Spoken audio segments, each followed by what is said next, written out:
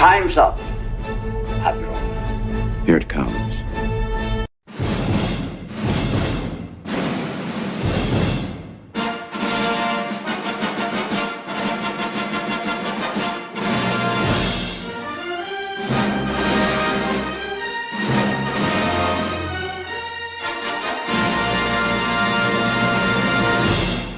Fade in. If somebody's going to try to blackmail me with advertising, blackmail me with money, go f yourself.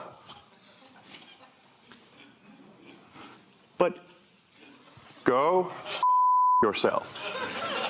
Is that clear? I hope it is. Hey, Bob, if you're in the audience. What's the matter?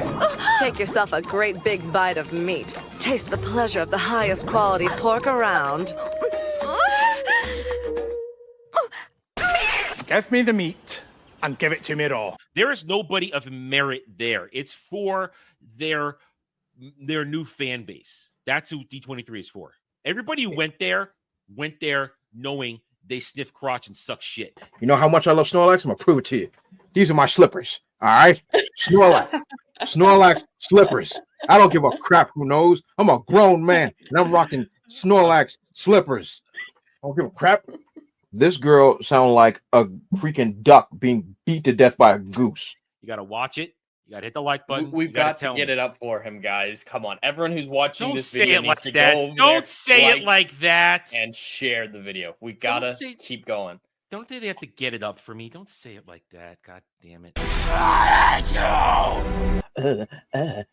I'm colored. Shut up. Well, we're talking about people who have serious sexual orientation and gender identity problems. And I'm not talking, and when I say sexual orientation, I don't mean, a dude who likes a dude and a chick who likes a chick. We're talking about people who think that they're non-binary and they don't know how to play with their holes and shit like that. Oh, so, Jesus Christ. Like, I want to dive into her deep pool and swim around in her labia. Who writes someone that's a genius and that everybody is over there sucking her toes, and then you got to come over here and then say something ridiculous like, hey, victimize me, daddy. I'm still jerking off in front of my console. Hey, my name is a pimp named Drizzy, and I believe I've misplaced some merchandise at this residence. Lord Jesus and the shepherds, where is daddy's money? I will not hesitate for one solitary second to put hands on somebody if I don't have my monies. We want to enjoy what we're looking at. We don't want sores and fat whores. Ooh, so exciting. No. Let me be as clear as I can. Ain't no colors in Scandinavia. Game over, man. It's game over. And I gotta say, any person who uses a Funko Pop or gets a Funko Pop immediately disqualifies themselves from any fan discussion. Unless you're getting it for a mocking reason to make fun of something. That's okay. Yeah, or if it's a gift from someone. Both of y'all suck. I hate you both. If it's a gift from someone who doesn't know better, that's fine. I have a couple of those. But if you're going out collecting Funko Pops, no, you're retarded. Funko Pops are awesome. I hate myself. I have a problem. I've got loads of them. You're a girl. You're allowed to do it. You're a It's girl. okay for girls. They're exempt. Dre, this is not okay. We need to have an intervention. I have a problem. I've got no shame. Now I have a machine gun. Ho, ho, ho. There was high top fade, Dre. There's been so many over the years. Cornrows, all of them. Just let your soul go. Just let it shine through. Just let your soul, baby, feeling oh so silky smooth. But we don't want Revan touched.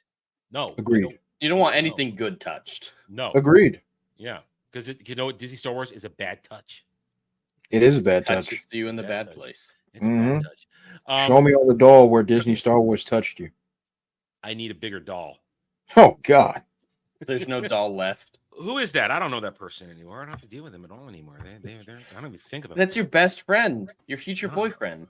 Oh, God. Why would you do that to me? God, I'd rather have Dermy as my boyfriend than that little. Oh, God. Liar! This is why I do crystal meth. There is nobody of merit there. It's for their new fan base. That's who D23 is for. Everybody who went there knowing they sniff crotch and suck shit. Please, sir, can I have some darkies? It has shown us one thing. The fake fans, the stands, they show up. They showed up for all of these. But they're not an audience. Nope. They're a bunch of weirdos hanging out in a parking lot watching each other do weird shit. Oh God. I don't know where I come up with these. They just happen. Are you out there watching them watch them? I can hear them from where I am. That's the a lot of squelching. Yeah. Listen, at least I don't have to clean it up. That's good. I dangled for too long there. That wasn't fun. I'm gonna tell you, if I'm gonna tell you a story and the end result is gonna be me taking a dump on somebody's forehead, do you care about how we got there? Let me do it myself here. Let me get it up real quick. Hey, shut up. Shut up. I didn't mean it like that, you perverts. Oh, these two girls when you kiss, they're gonna be hot. Oh, yo, you know Elizabeth Hurley's gonna get butt naked in this. No! She's not supposed to be talking about. I have no idea what's going on, Dre, but it's fun. Talk about that! He's having a breakdown. Somebody call Johnny Cochran. And these tool bags wouldn't know quality if it walked up and motorboated them. Because, you're going to motorboat quality. Wait, what? Quality boobs. You want to motorboat quality boobs. There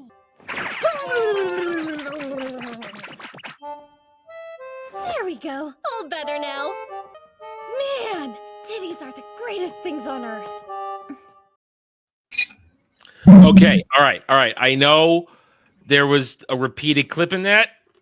I know that I misnumbered the stream to start. I went to bed really late. My excuse. Excuses. Leave me alone. I'm not a well man. Welcome everybody to the round table where I am not responsible for any of my actions. I blame things on the world around me, and I try to get away with it and hope you accept it, but I know you don't. So welcome everybody. We've got a fun show for you today, but let's say hi first. Hi, Jed. Man who made me watch a stupid movie from yesterday.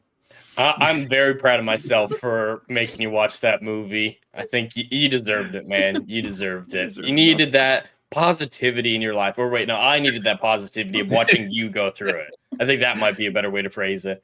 But I'm doing great. I'm excited to talk about the things today, especially the Witcher 4 trailer. I decided to make a video for the first time in 6 months. It's been that long.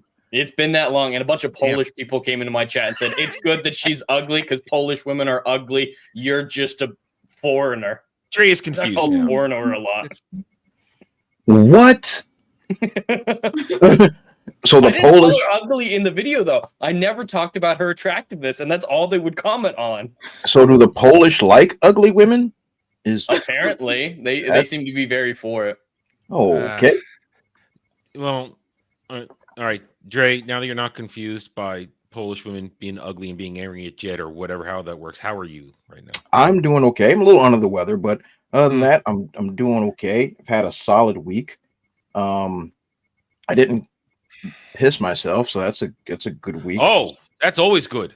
It's always good. It's always good. Yeah. Not do that. Old bladders and all. So yeah, this is a good. My bladder works fine, despite rumors.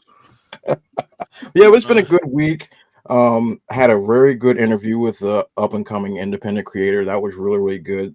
That was dropped on Monday. That was great. Had a really fun Pokemon battle. That was really had a lot of fun. So this week has been good. I can't complain. I've avoided a lot of the crazy media stuff, which I'm pretty sure you're going to ruin for me on this day. So a couple at least. Yeah. Yeah. So all things considered, not bad. Yeah. I mean, you didn't go see Craven, did you? Well, you're feeling sick, so I wondered. No, under no circumstance am I going to go see that film. Maybe if Captain Jack delivers it to me, maybe I'll check it out. No, I'm not even going down to the beach for that. But outside of that, under no circumstance was I going to lay eyes on that film. I'm only seeing one more movie, and that's next Thursday, and I'll be Sonic 3. That's acceptable.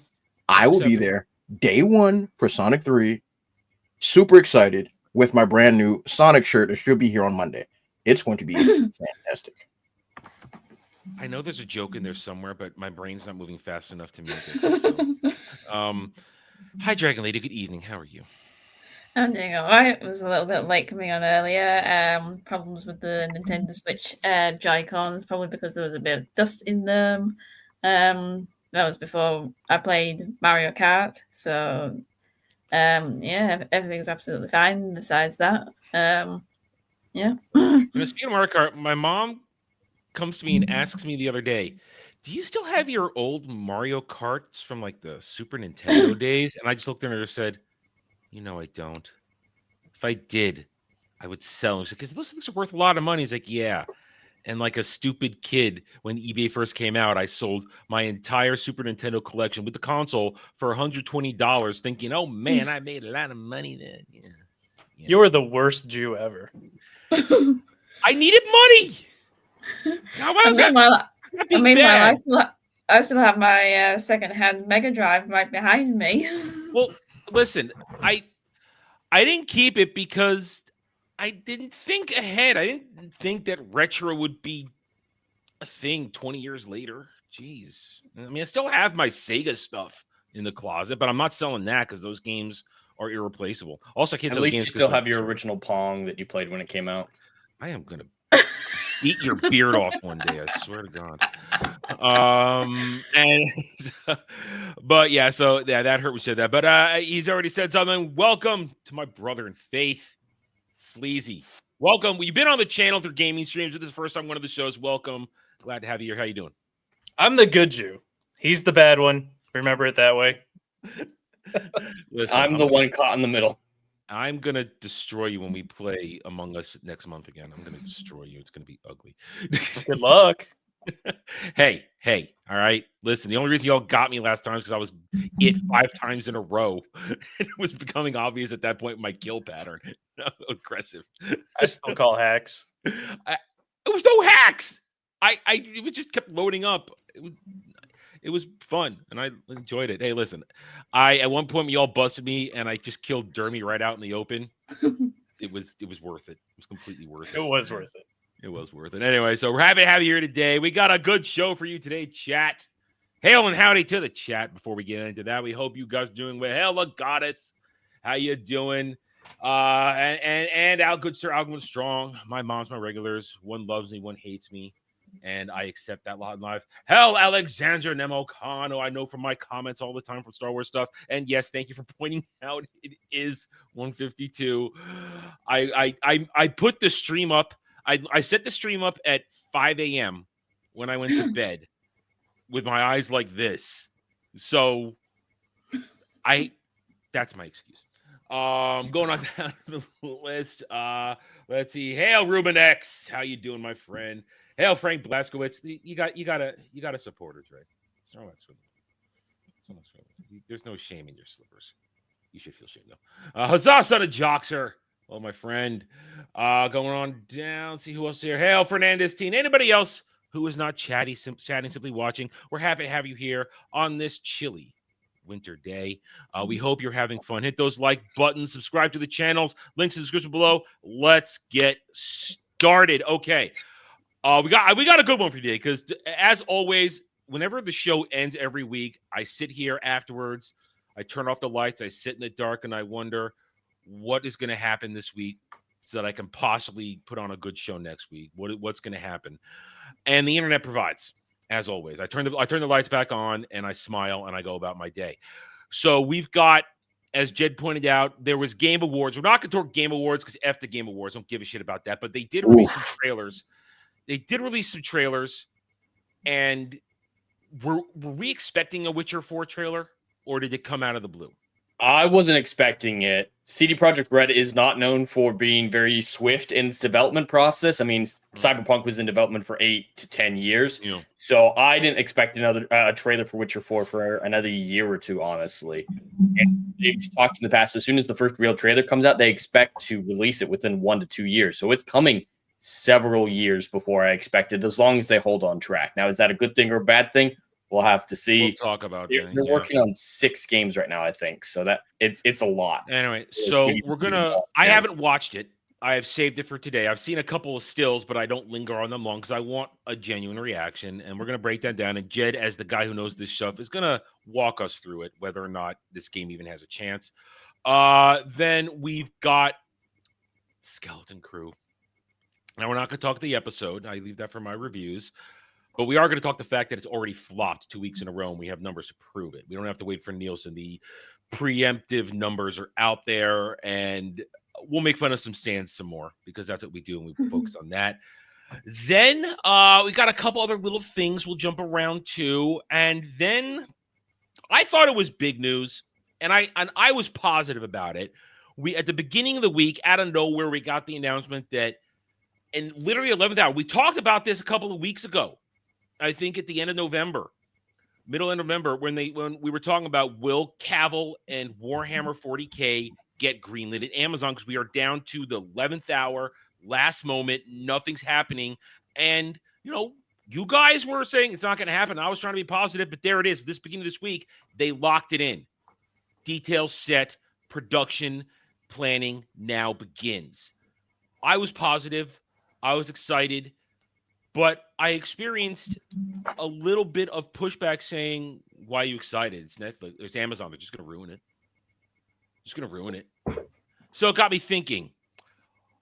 I want to talk about the idea of, in this current day now where everything is, people are almost instant blackpilling on stuff still. Even though a lot of wins are going away, are we that damaged in a lot of ways that we're instantly going to go? So we're going to talk about that alongside the fact that yesterday, I caught an article, Cavill's Voltron, live-action Voltron is going into production.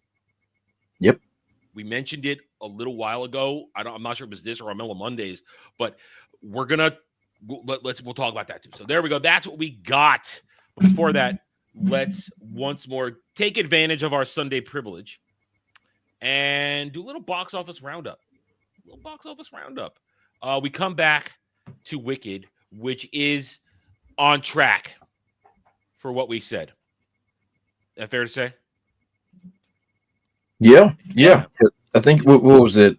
Matched out between 600, 650. I said 650, 700. I said 650, yeah. 700. Yeah, I think I said 600, 650, somewhere in between. It's on track. Because of that international, I think it is definitely fair to say international, nobody gives a shit. They don't care. Not one bit. No. And that's why, like I said last week, I was expecting the UK to be big, and it did not happen. And China. Dragon Lady definitely helped clarify some things with me in that regard. It's over. It's popular over here, but not popular as in it's popular in the US, kind of popular. China, 1.1 million. Yeah, I mean, it did just come out yesterday, right? There's still report date the 14th, excuse me. So yeah, a week. That's really bad. Yeah, it's been a week. That's really bad. France, 2 million. So if you go back in time to what we talked about, I mean, currently only 17 million in the UK. You go back in time when the premiere week, we asked the question, does it have legs in the international? I mean, Sleazy, are you surprised at this at all? Just since you're joining this conversation for the first time with us, I'm surprised it's that high. Really? Yeah. Interesting. And I say that because this is a really bad remake of something that is classic to a lot of people. Everybody watched how they changed it and still went to go see it. Mm-hmm. Did you get dragged to see it? No. No. Okay. I was gonna say no. There's only one way a man gets go. Only two ways a man goes see this: you're gay, or your girlfriend or wife drag you.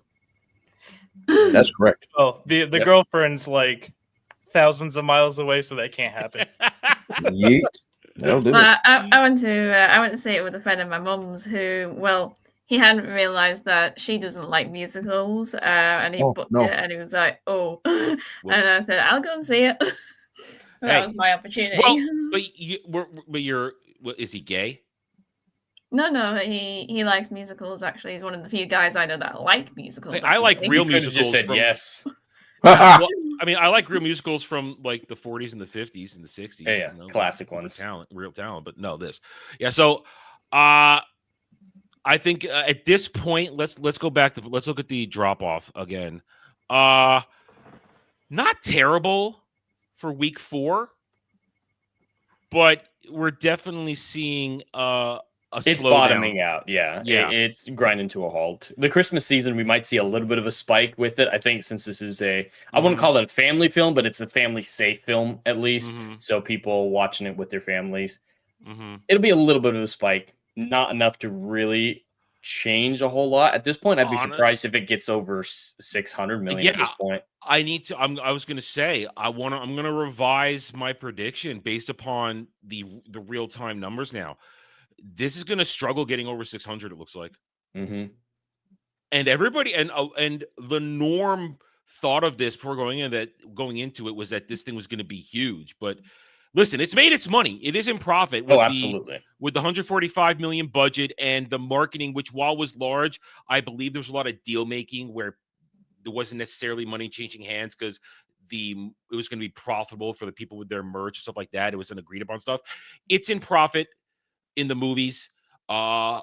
Congratulations. I think total parts 1 and 2 will cross 1 billion when you combine them. But this is it. I'm a little surprised. I thought it would be a little hotter, but it's not. It's not. And you know what? It wasn't made for me, so I'm fine with that. But you know what? It's okay. People aren't saying that, yelling at us for not going and seeing it because it wasn't made for us, which we'll get back to when we talk some Disney Star Wars. All right, moving on. Let's check in on Moana, which will likely hit 1 billion as we roll into Christmas. Look at that. He was making FU money. Is this week 3 or week 2? I believe it's week 3. This is week 3. God damn it. Yeah. This thing's going to hit 1 billion. I don't hear anybody talking about the film. I don't know anyone who's gone to see it. I don't see tweets about the quality of the story, the marketing. I haven't even seen a trailer for this movie yet. Neither have I. I don't get how it's this high. I don't either. And I have seen some stuff. Some people, those who hate it, really hate it. And those who like it aren't talking about it.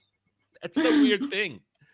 It's like, what is this? An Avatar effect going on here? Yeah, it might be. Where nobody knows why. And the ones who went to go see it are shamed that they like it. That might be. I see shill articles about it, but I don't see any discussions. I mean, honestly, outside of the initial shock of it, we're the only ones still mentioning it just because we review the box office when there's stuff going on like this. When we start the show this week. So I guess I'm surprised. I think it hits 1 billion by Christmas, but by the time we hit January through the next couple of weeks with holiday stuff, I think it hits it. And Disney gets their win. Its budget was really low. We looked it up. It was like only 115, maybe 120 million. Massive low budget. But this doesn't change anything. Like we said last week, nothing changed. The fact that you guys just mentioned nobody's talking about this. This is a win, and nobody's talking about it. Who cares? It's weird. It's very strange. I've heard more talk about the live action Moana than this one.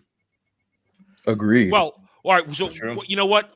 Before we get to the other thing in this, let me bring this up. Since we're talking live action, I do have this to bring up. It needs to stop. People only talk about the live actions because they're sick of it. Jed, I know that this. If you haven't heard this, I know this is going to make you angry because you're with me on this one. Why?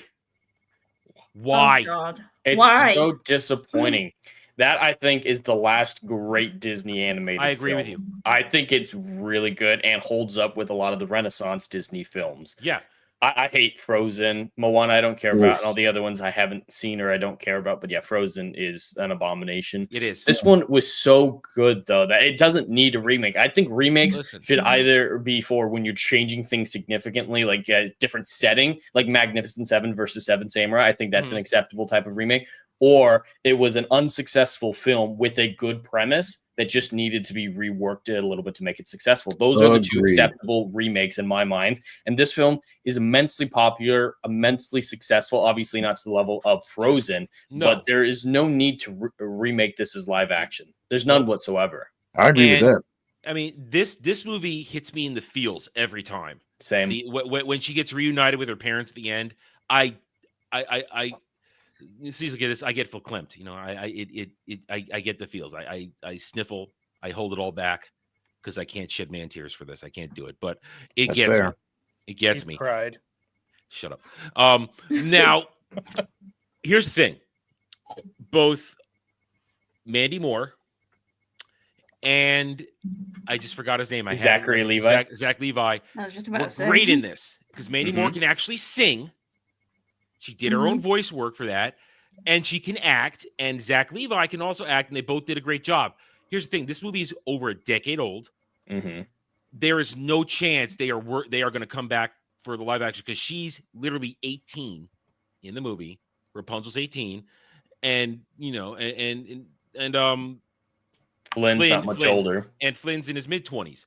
So they were never going to come back. But right away, I saw outside of that, I might even be in this thing. Let me see if it's right here. Maybe not, but she's saying, Zach Levi, there's no way he's going to get cast in this after what he said with President Trump. He doesn't deserve to be in this remake. And my instant thought was, what did he say? He supported Trump. Yeah. Oh, never mind. Yeah. Well, the way that if I were doing this remake hypothetically, which I would never do because, like I said, there's no point, but you can bring them in other roles, like have them be Rapunzel's parents. Yeah, I think that's a great way of doing it if you're going to do it. I'm slightly concerned about what horrifying abomination the horse will be in live action with Disney's current day CGI. Yeah. The ultra realistic, uncanny valley mess that they have. It would be the best part of the movie. So this doesn't make sense, but their instant reaction was, don't put Zachary Levi in this because he's a Trump supporter. Oh, God. That's their reaction. My thought was, it doesn't matter. He's too old. Yeah, he can't do it. He wouldn't in his, be late 40s? Yeah, he wouldn't be Flynn. But then again, this shouldn't happen. Just like I don't think the Moana live action will happen. It shouldn't happen. The Lilo and Stitch live action is going to happen. Mommy. It's coming out. Here's the thing with that one. Yeah, digital CGI Stitch looks exactly like he does in the cartoon, but what's the point? Yep. What's the point? What's the point? And we got Mufasa in a week. Oh, right. That is coming out. Yeah. I'm telling you, I keep forgetting about that movie. Sonic 3 is going to spank the shit out of it. Sonic 3. I've already bought 2 tickets. So they are head to head. We'll talk about that because we're not skipping a day this week because Christmas is in the middle of the week. We will talk about how Sonic 3 likely will destroy Mufasa. Oh, yeah. The uncanny disaster that's going to happen. But Moana will likely roll on to $1 billion. We can congratulate Disney, but they're going to lose right away with Mufasa. There's no way that movie's going to be a success. Ain't no way. No way, no. But you know what also is not a success?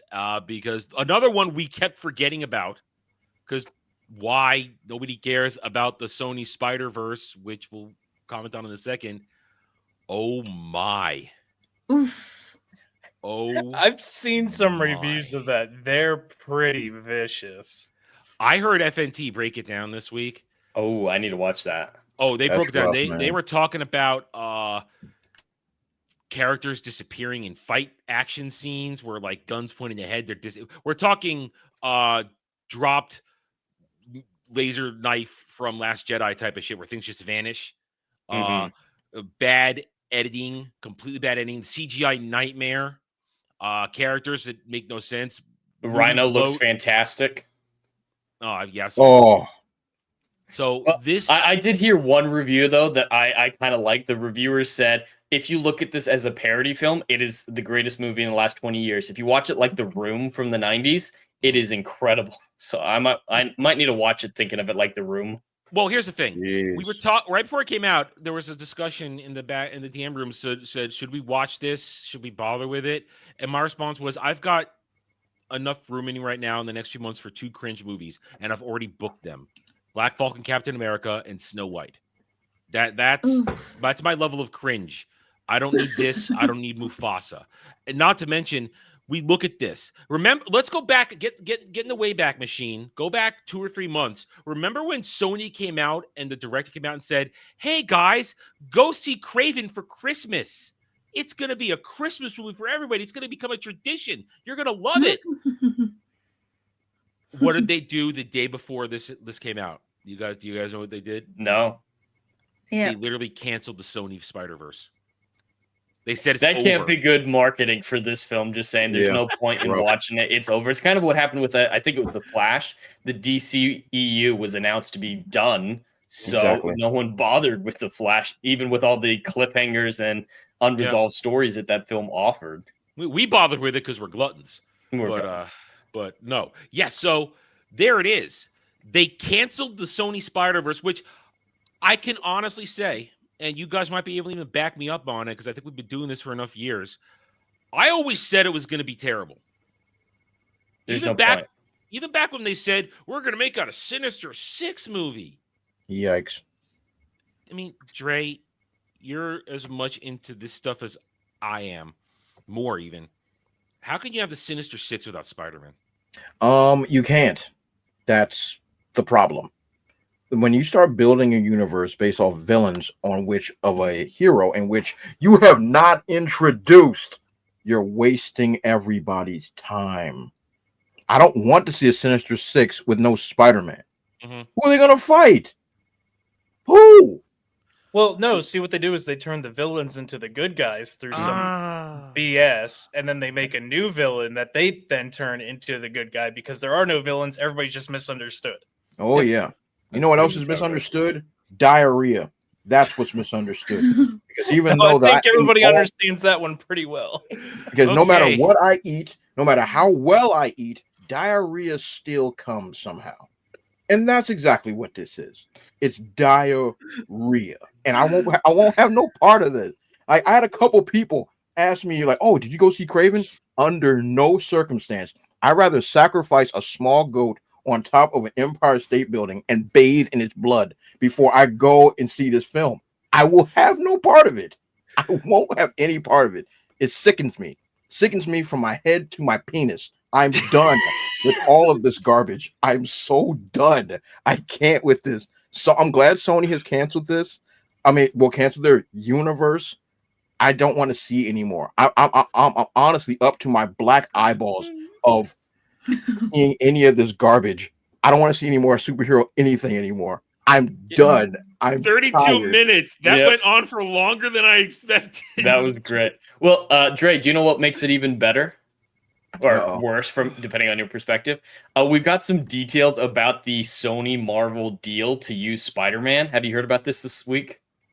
No, I haven't. So a lot of people assume that Sony was doing these villain films because their deal with Marvel made it so they weren't allowed to use Spider-Man while Marvel was using Spider-Man. They couldn't both use it for confusion's sake. It's been revealed that that was not the case. Sony had every right to use Spider-Man in all these films, but as they said recently, the success of Venom 1 tricked them into thinking that they don't need Spider-Man, so they chose not to use him. Here's how they could have worked this out. Now, first of Andrew all, Garfield. Andrew Garfield. Yeah, I mean, like everybody keeps forgetting that Sony owns the rights to Spider-Man. Yeah, they leased it out to Marvel Disney. They could have used Andrew Garfield, like Adam said, Andrew Garfield. If you wanted to use Tobey Maguire, they could have done this. Yeah, but with the success of Venom, and I use that term very, very loosely, but with the success of Venom, they could have spun it into a, I hate to use this word, Venomverse, and then just make him the main character, and then just start adding things. And they wanted to at least be interesting. But these people are so arrogant, stupid, and semi-retarded. I can't use that word anymore. Special needs that you can use it. I'm okay with it. Say Downsy. Downsy. Ooh, that's a good one. But they sat there and be like, "Oh, since Venom was such a success, Venom is a mainstream villain. Everybody and a grandmama knows who Venom is." I promise you, if I go and call my old man up right now, I swear to you on all that is holy, he's not gonna know who Morbius is. He's not gonna know who Craven the Hunter is. He's not gonna go, Dre, I'm ready for Morbin time. That one thing he is not gonna say to me is that. But my old man was a huge Spider-Man fan since he was a kid. And there's one thing he doesn't know are these random characters. He doesn't care at all. And no one cares. No one cares about Morbius. Look, I liked Morbius in his original run. Even in the Amazing Spider-Man mid-90s run, I liked Morbius. What they did on that screen is an abomination to every single eyeball that was laid upon it. They should be ashamed. And whatever they're doing with Craven, making him a hero, villain, misunderstood, animal sanctuary bastard, get rid of all this crap. Burn it all to the ground. Well, it is burned to the ground. It's done. It's done. But the fact of the matter is that they spent money on this. True. Under no circumstances. How does it get past the green room? You explain this to me, Adam. So the same way a Clayface film gets past the green room. Oh yeah, did you hear about that? Yeah, I did hear about that. And look, we're gonna get a Superman trailer this week. We're getting a Superman trailer this week. Oh boy! Oh boy! Oh boy! Oh, manna from heaven, man. I need. I mean, right, yeah, bye, Craven. Whatever. Moving on. No, you bring up the point, Dre. We're so tired of a lot of this at this point because it's not. This isn't blackmailing. This is boredom. This isn't blackmailing. It's boredom. We are bored because we're not getting the stories or the characters the way we want or expect them. So you got the Sony Spider-Verse, which was not even the Spider-Verse. They threw these guys out there, and as Jed rightfully pointed out with the revelation this week of the fact that there was never a clause in any contract saying you can't make non-MCU Spider-Man movies. Now, go back to Raimiverse and Toby, that would have been probably the most successful thing, but they kind of, and especially after doing No Way Home, everything was primed. Sony, I mean, this just shows you how retarded, and I'll say it, my channel, I'll say it, this is how retarded Sony is. No Way Home, huge nostalgic, jangly keys success for and everybody admitted that that's why it worked. Your contract doesn't say you can't use Spider-Man. They could have said, "Hey, Sam Raimi, here's several dump trucks full of money. Tobey Maguire, here's dump trucks full of money. Kirsten Dunst, here's dump trucks full of money. Let's make a fourth Raimi Spider-Man. Let's do it." And that thing makes $2 billion. Easy. Nostalgia, desire alone, whether it's good or not, people would have gone to see it. We'll put butts in seats. Absolutely. I hate it. I to this day I hate Spider-Man 3, Raimi 3. Oh, that movie's trash. I hate it. I hated it so much. On a forum I was on once, I had such a meltdown over that. I had to leave because I behaved so badly fighting somebody over that movie. I behaved so badly. I lost my shit. That's how much I hate to this day. There's nothing salvageable in that movie. I'm sorry, there isn't. And much like that, I'd go see it. I'd go see it. A lot of people were down on Garfield. Sorry, took a second, brain fart. Garfield. Yeah, I had a mini stroke, whatever. Andrew Garfield, Spider-Man. I liked him. I enjoyed the first one. I saw the second one once, and that was enough. I really didn't like the second one. But I did like him. I liked what they were trying to do. And again, after No Way Home, where they gave him more depth, showing that he had a darkness period. The table was set. Everybody was excited. You could have made both those movies. You had plenty of time.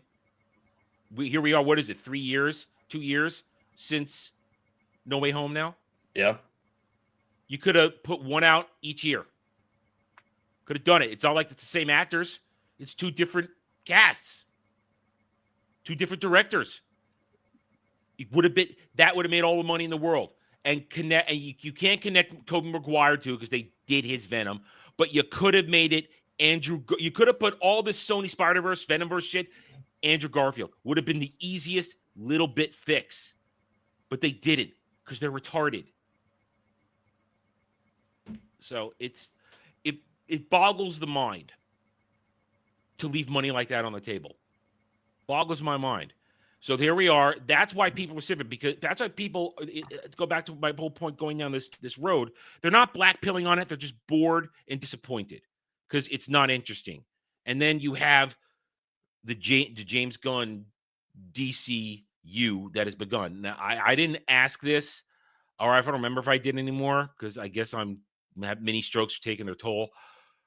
Creature Commandos. Has anybody watched it? Under no circumstance am I doing that to myself. No. Now, I've heard varying responses to it from people close to us. Either love it or hate it. You say it's gender-driven or it isn't. Problem is, it hasn't made the splash that it needed to.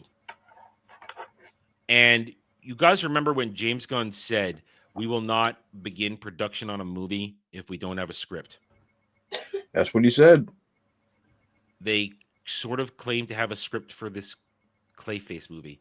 Now, once again, Dre, I'm going to go to you as the comic book guy.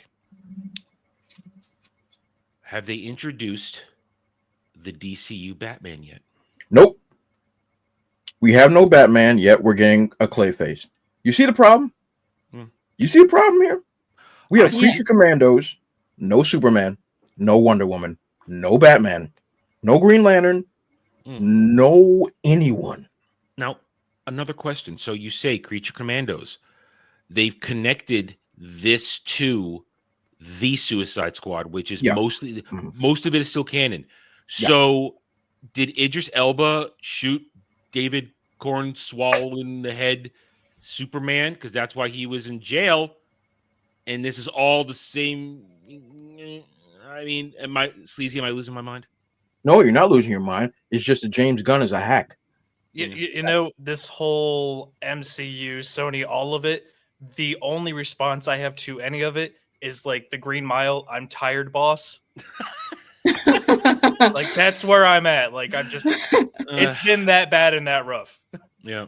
And it's true. And this thing is, I love me some Clayface. Basil Carlo is one of my favorite versions of Clayface, actor turned monster. It's great. All that stuff works. I don't care if there is not a Batman that I enjoy. There's no. Why am I wasting my time? I'm not about to flick my bean to this. Are you kidding me? There's no way, shape, or form that this is happening. You introduce to me, like a good Christian, my big three before we do anything else. Where's my Superman? Where's my Batman? Where's my Wonder Woman? If this is not solid, I'm not interested in anything else that you're bringing forth. If you want to make Clayface the first big bad of the Batman film, I really don't have a problem with that. Oh, that's fine.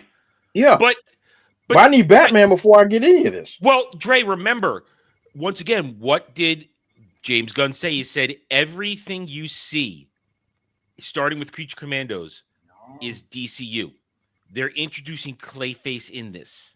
He will be introduced, which means the Clayface movie will be the Clayface in this. And if I remember correctly, didn't they say Alan Tudyk is voicing Clayface? I think that sounds right. In Creature Commandos, which means if they're making the movie, it's going to be Alan Tudyk under the CGI doing the voice work and possibly transforming into human form for a moment. Okay, we like Alan Tudyk, great actor. Yeah, fine. Does a good job, even in crap, he does a good job. But once more, you're introducing a villain without his hero. Yep. And that's a big problem for me. And the Batman movie, Brave and the Bold, we've discussed this a million times. Yep. It's Batman already a Damian Wayne for Robin because it's James Gunn's favorite. What's going on? I have no idea. I have no idea. And I remember we talked about this like maybe I guess a year ago now. Yeah. And when we went through the map and went through the whole trajectory, Batman the Brave and the Bold was like 12th on the list of things to do. And I'm just sitting there. Yeah. I'm like, bro, what are we doing? What are we doing? And I don't know if that even got greenlit. The Amazon show without Wonder Woman. Well, that's on the list still. Oh, the the Game of Mascara? Thrones. Yeah. Mascara Game of Thrones. Yeah. What are we doing? What are we doing? Well, we're gonna find out if the rumors are true when he drops a Superman trailer this week. We're Oof. gonna get the look at it. We listen. I lost all faith when they screwed over Cavill. I lost faith. Now, I will give this movie the slimmest of chances. I mean, it needs to be watched because I need to confirm: is James Gunn a one-trick pony? Yes. Yeah, so I've actually got two theories on why they're rolling things out this way. One is they want there to be a reason to have heroes, so they want to do the villains first. The other one is they think they can just have a bunch of redemption movies with a bunch of different, hey, look at me characters. You remember me from old stuff? And think that's going to sound like the Kill the Justice League game that nobody actually gave a shit about. I mean, I'm trying to comprehend that. I feel like, what is that noise? Oh, that's me. My bad. Damn it, Trey. But nice ones is like, not me. I'm totally innocent. No, I'm trying to find a flaw in your logic, Sleazy, but I can't, because it's as though somebody at DC was watching what Sony did and said, "Hey, let's try doing that too." Okay, but then we're going to give you Superman, and this is why I say I'm watching Superman movie for the sole purpose. I need to see if James Gunn could do anything but group team movie. That's what I'm doing. Because we'll find out with the trailer. It'll give us our first glimpse. We saw the stills, we've reacted to it. At that point, all we see right now is it's Superman and Justice Society rejects. We're not even talking top tier JLA. We're talking just Society, because that I don't think it's Thanagarian Hawker. We've been over this. We don't. I think it's Reincarnation Hawker, which means that's a drastic drop in power level. Yep. If it's Reincarnation Hawker, if it's not Shira Hall like from Thanagar, that's a supreme drop. We got Guy Gardner Green Lantern, which is the Green Lantern nobody wants. Nathan Fillion, we love you, but we don't want Guy Gardner. We want Hal or we want John. But no, sorry, we're doing a TV show with Hal and John next year. Where Hal's going to be the old mentor who probably won't make it through the show. Oh, he'd be dead in the first 15 seconds. We know that's happening. Which is it does dirty to both Hal and John, because they're the two best Green Lanterns. Yes, undisputedly. Yes. I mean, because of Paul Dini, Bruce Timmverse, that made Jon Stewart, that he got so much front seat pushing. Realize what a badass Jon Stewart is when you watch that stuff, which puts him up there with Hal Jordan, not the original Green Lantern, but the most well-known Green Lantern. Yeah. So that's who you want. So to think that you're going to do the chance that you're going to use basically Hal to put John over is ridiculous, because Jon Stewart doesn't need anybody to put him over. Agreed. But once again, Adam, we don't know what the heck is going on. We have no clue. Here's the problem. And this is the problem where most comic book adaptations have failed. Outside of MCU at its highest power. They take these stories and they'll drop you in the middle of it. And they'll expect you to know your homework before you get there. Now, to somebody like me, I've been doing this for decades, so I already have my homework completed. Heck, I've done extra credit. But to the movie-going audience, they don't want to sit there and do homework so they can understand your film. They know that they're supposed to be, so general audiences are concerned, one Green Lantern. And they know, if they do know anything, he's Hal Jordan. If you then introduce this character and then immediately just put somebody else over, the audience is now, okay, I guess he's not the guy. Now he's the guy. But I recognize that guy without any form of build, especially for a new, use that term loosely, universe, got to start over in some way, shape, or form. You can't just drop everybody and like, oh, well, by the way, here's the second, third, fourth Green Lantern, and you should like him. That's not how it works. It's not how it works. It's just going to confuse the audience, and everybody's going to walk away. You're right. And the fact that now that means we're going to have 3 active human Green Lanterns in the DCU. Yep. I don't think I do not trust James Gunn. Nor should you. He's proven to be untrustworthy. He does what he wants because it pleases him. Oh, yeah. Unlike Cavill with the clip where he's making it clear the fans matter, which is why when we talk about that later, where some of my faith in this will come from, James Gunn doesn't care about fans. He cares about himself.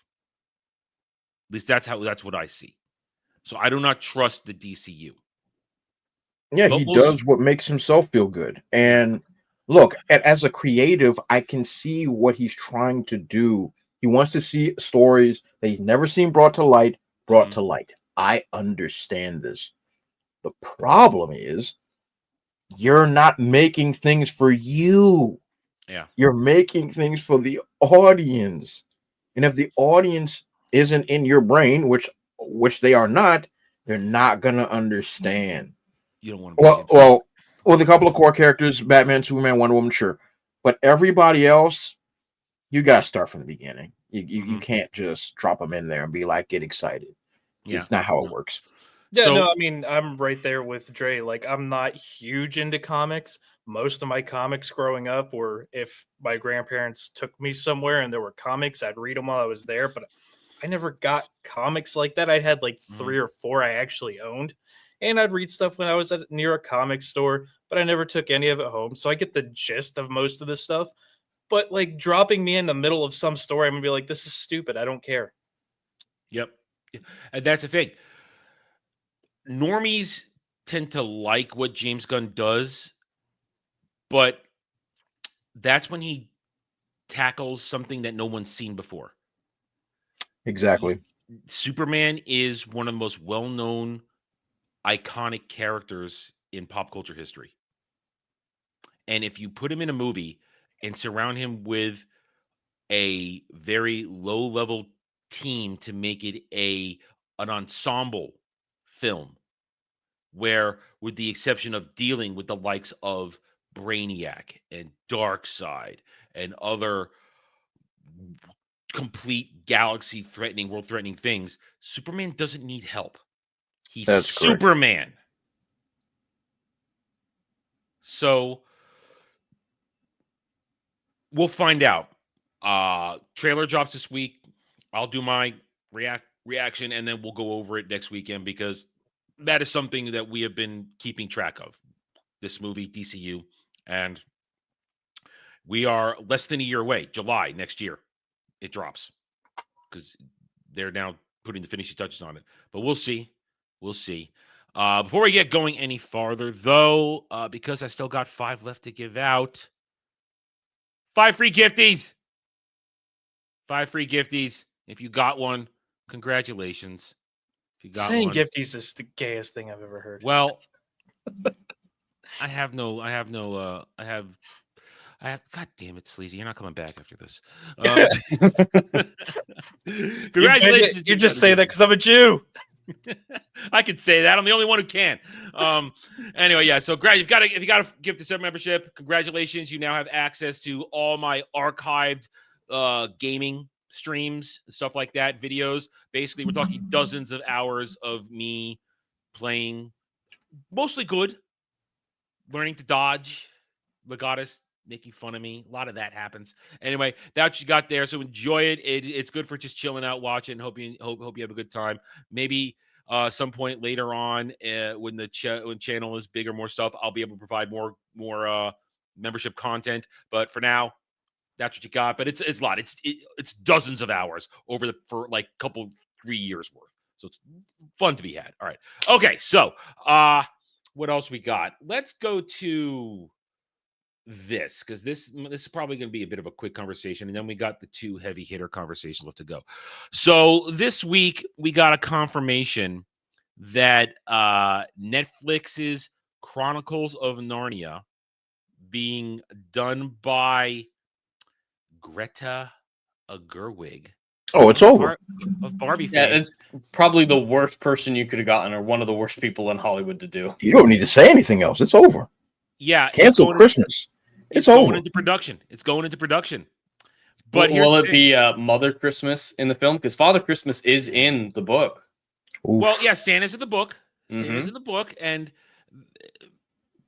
that could make it. I mean, we had that conversation last night a little bit. Would you call Lion, Witch, and Wardrobe a Christmas movie? Because Santa's in it. Santa's in it. There's an argument you made. But here's the thing.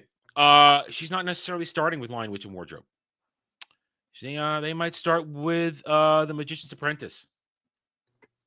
I mean, I guess I get that. That's chronologically the first book. Yeah. Nephew. I always say apprentice for some reason. Yeah. Go ahead, Jed. Go ahead. Sorry. No, I was just going to say, I mean, I can see the argument for this since it is chronologically the first novel. It does take place like 60 years before The Lion, the Witch, and the Wardrobe. The old professor from The Lion, the Witch, and the Wardrobe is a boy and the protagonist of it, and it goes through the creation of Narnia. It's very surrealistic, though. Like, it's way too surreal for a normal audience person who knows nothing about this world to get into. It's a bad starting place. But I at least get the chronological aspect of it. And especially from her, there's a lot of Christian themes in Narnia. I mean, he isn't subtle. I'm not a fan of C.S. Lewis's work, especially Narnia, because he is not subtle. He fashions his mission into a baseball bat and makes sure you're aware of it every second that you read. And if that works for some people, that's great. It just never appealed to me. But I don't see anyone in Hollywood capable of telling his story. Oh, not in current day. Go ahead, Susie. It's either going to be fantastic or it's going to be terrible. There's going to be no in between. I agree. Like, I know Greta's a hardcore feminist, but she's also third wave, not the new absolute insane stuff, kind of the same way Rowling is. So I do see potential for it to be good, but it's 2024, so it's likely the opposite. Yeah. I mean, listen, what has Greta Gerwig done besides Barbie? Really, what has she done? I can't think of anything She's off the top of my head. I don't watch any of it. Yeah. She's good at, we will give her credit. She's good at making content for a specific audience. This is not her audience, the people who like the Chronicles of Narnia. Like Jid said, it's got very heavy Christian themes to it. Not there's no dodging around Jesus Lion. No, it's unavoidable, especially in the last book. If he ever does the last battle, there is no way that book will resemble the film at all. They'll have nothing in common. They can't. The whole concept at the very end is people being worthy to go to heaven. And Narnia is the training ground to see whether or not you're worthy of going to heaven. It's right there. So I don't know what they're going to do. So let's just read this a little bit. Chronicles of Narnia franchise might have already had a go at live action adaptation in the past, but the upcoming reboot from Netflix could be definitive. The definitive theatrical take. Let's be honest, nothing from Netflix will ever be definitive. Oh, absolutely not. No. Not in adaptations. I mean, they have definitive. You know what I mean? Yeah, you know what I mean. Yeah. I mean, they had a chance. Listen, they had a chance to show us what they could do to make definitive stuff with The Witcher, and look where we are. You had a chance. You had Cavill, who was all in, and you fucked it up. So the fact that they're using the word definitive means I don't think they understand the definition of definitive. Definitive means first, go to, easily remembered. As far as Narnia adaptations go, there's been a lot of them. There's been a lot of them. I remember those old school ones on TV. I remember the cartoon ones, and of course the 20 years ago the ones And they made. those ones 20 years ago, they're looked back on fondly. They're not bad movies. Even the third one, I don't think is bad. The problem with the third one is that they kind of rushed it and butchered the whole story of Dawn Treader. The first two, spot on, man. I recently rewatched Prince Caspian a few weeks ago. It's good. It's good. It holds up. I like Prince Caspian better than Wardrobe. I like it better. But the first two movies are super solid and have good casts. I mean, honestly, I forget every time that Liam Neeson was the voice of Aslan. I forget that every time. But they're good. But then here's the problem: when you start with child actors, of course, you have to maintain and keep it going, and keep them in the ages that they are in the books. And the problem is with Chronicles of Narnia, by the time you get to Last Battle, they're adults. Mm-hmm. And in the end, only 3 of them make it. Susan turns evil. Yeah, Susan. I mean, not really. She just becomes a normal woman. She became a non-believer. She became a non-believer. Yep. Anyway, so let's keep going. Netflix has seen mixed bag of success when it comes to the adaptation, with major flops like Death Note clearing the way for success like One Piece. Okay, again, we One Piece. We got to see season 2. They made a lot of changes. We'll get to that next year. As such, some fans were cautiously optimistic when Netflix announced plans to reboot the Chronicles of Narnia. I'll give them credit. They're using reboot proper here. It is a reboot. It's not a revival. It is a reboot. So they use it properly. A film series adapting the fantasy book series of the same name by Venerable C.S. Lewis, consisting of 7 books. The series tells the story of blah, blah, blah. We all know this. So they're making movies. This is going to be TV. It's a movie. I mean, the books aren't long enough to warrant TV shows. That would be bloated to hell and back. So I agree with the decision. I think they should skip 1 and 3, though. 1 and 3 are completely disconnected from the story of the main kids. But other than that, you've got a good, solid 5-movie arc to make. And it could be good and successful if you were dedicated to actually telling C.S. Lewis's messages. I would not be the right person to do that, but I think it could be done. And neither is Greta Gerwig, I don't think. Oh, absolutely not. I don't think. I think I'd do a better job than her. Well, that's because still not a good job. That's because you would try to remain objective if you were given the job. Mm-hmm. I don't think she's objective. I mean, here's what she says here. In an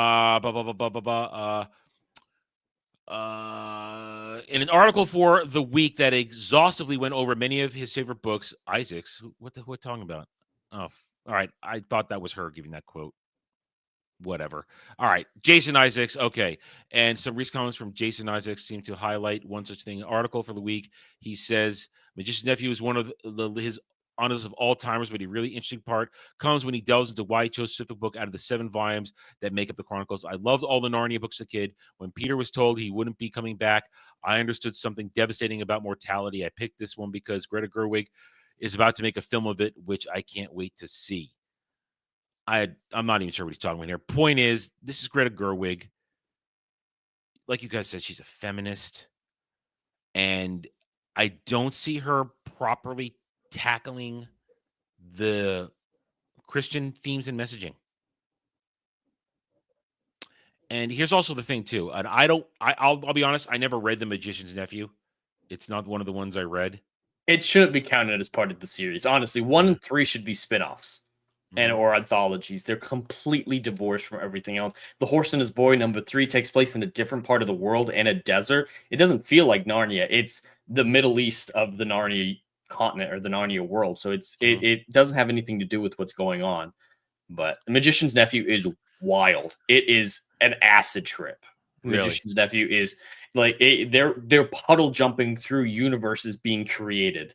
What? And it's with magic rings. It's wild. Like everything is weird. You see the origin of the White Witch being created. It's very surreal, cerebral. You don't really know what's going on. It's a little cosmic, a little Cthulhu. Like it doesn't feel like it belongs because he sees the creation of Narnia. Like he's there when Narnia is first inhabited and you see the first talking animals. It's weird, man. Magician's Nephew is not a good place for normies to come into the franchise. No. That's what you do when you're like halfway through, you have money for a spinoff, and you do the spinoff. Lion the Witch in the Wardrobe is the best place to start, I think, because But it it's was the been first one done to so come many out. times already. It's true, but it is the one that came out first. It was the first written. Yeah, well, yeah. Magician's Nephew was written later, but came before chronologically. Here's the thing. Listen, going back to, I respect, I enjoy Chronicles for what it is, but this is going to be like the 4th or 5th incarnation of it at this point. And I get it that it's the strategy. Let's go with something that hasn't been put on, for lack of a better term, paper or video or live action anime yet. But if what you just put out there is described, this isn't going to be normie friendly. No, and it'll all be green screen. It'll be 2 8-year-old, 10-year-old kids on green screen the whole time. That's the entire movie. It will all be CGI. I don't think this is going to do well. I just don't. I can't see it. I don't. This we're not even going to have the Netflix meme of good first season, crap second season. We're not even going to get that meme. I don't know what the contract is for this. Have they licensed multiple seasons, or they have just got the one right now? I have no idea. This thing is, listen, I might not even touch this because since I didn't read that book, and I'm not going to read that book, I do not have the wherewithal to. I don't think that this is going to be the start of anything at all. I think it's going to come out. Everybody's going to ignore it, and it's going to go away. We're not even going to. Some people might talk about it. Unless I'm going to watch it, I'm not going to talk about it. We might reference it for ratings, but I think it's a non-starter in the end. Look, I don't even know what to say. I don't even know what to say about this now. It's not worth watching. It's virtually not worth talking about. Yeah. It's not going to do well. I can't see Magician's Nephew, like they're saying in the chat, being filmable. Even like the perfect director, perfect writer who loves the original books and is Christian enough to put that out there. Magician's Nephew, I don't know if you could physically make. Mm-hmm. It's just so far out there. And like they said, it was written last and it spoils a lot of things that you need that mystery. You need it to come at least halfway through, if not at the end. Maybe right before last battle. That might be a good place to put it. Between I'd rather be watching the BBC TV series from the 80s over this. Those are so cringe to watch, though. Really are. The animated ones were okay from what I saw. Yeah, the animated one, I could watch that one, but I can't watch that BBC one. That one is so cringe to watch. I remember watching it as a kid. I'm good. All right, but here's the other thing. So we're talking about execution of an IP, successful IP. And let's be honest, in the past few years, the execution of Witcher content has not been good, to say the least. After the massive and enduring success of Witcher 3, what have we gotten? A fumbled TV show, two fumbled TV shows, announcements for games, and a recent announcement for a new book. I'm looking forward to the book. The book is kind of weird. It's a prequel where he's 18 years old, so I don't know how much I like that idea. Yeah. But I'm still looking forward to the book quite a bit when it comes out in English next year. Now, as Jed mentioned earlier, when CD Projekt Red decides to do a game, they take their time. They're not known for speedy. Well, we got a trailer. It's a cinematic trailer. Is there gameplay in this, or is it all cinematic? It's all cinematic. Okay, so it's the usual fare of the day. I haven't watched it yet. So, well, I do need to point out some things to people. A lot of people, when they're reacting to this trailer, they're having, I'd say, uninformed takes on it. Some people are saying that these aren't adaptations of the book, so it doesn't matter what the books say. That's not necessarily true. It's true that they're not adaptations, but they are sequels to the books. They come after the events of all 7 books. They continue the story. They continue the characters. They do change lore. Absolutely. There are retcons in them. the first book, I mean, the first game is the one that breaks lore the most out of the 3 games. But for the most part, they do a really good job continuing the story, and that's what 4 should be doing, is continuing. So just saying it's not canon or it's not an adaptation, it kind of still falls into that category where the books matter, because the books are the lore for the game. Yeah, I agree with you, and that's why you're here, because you know this shit better than I do.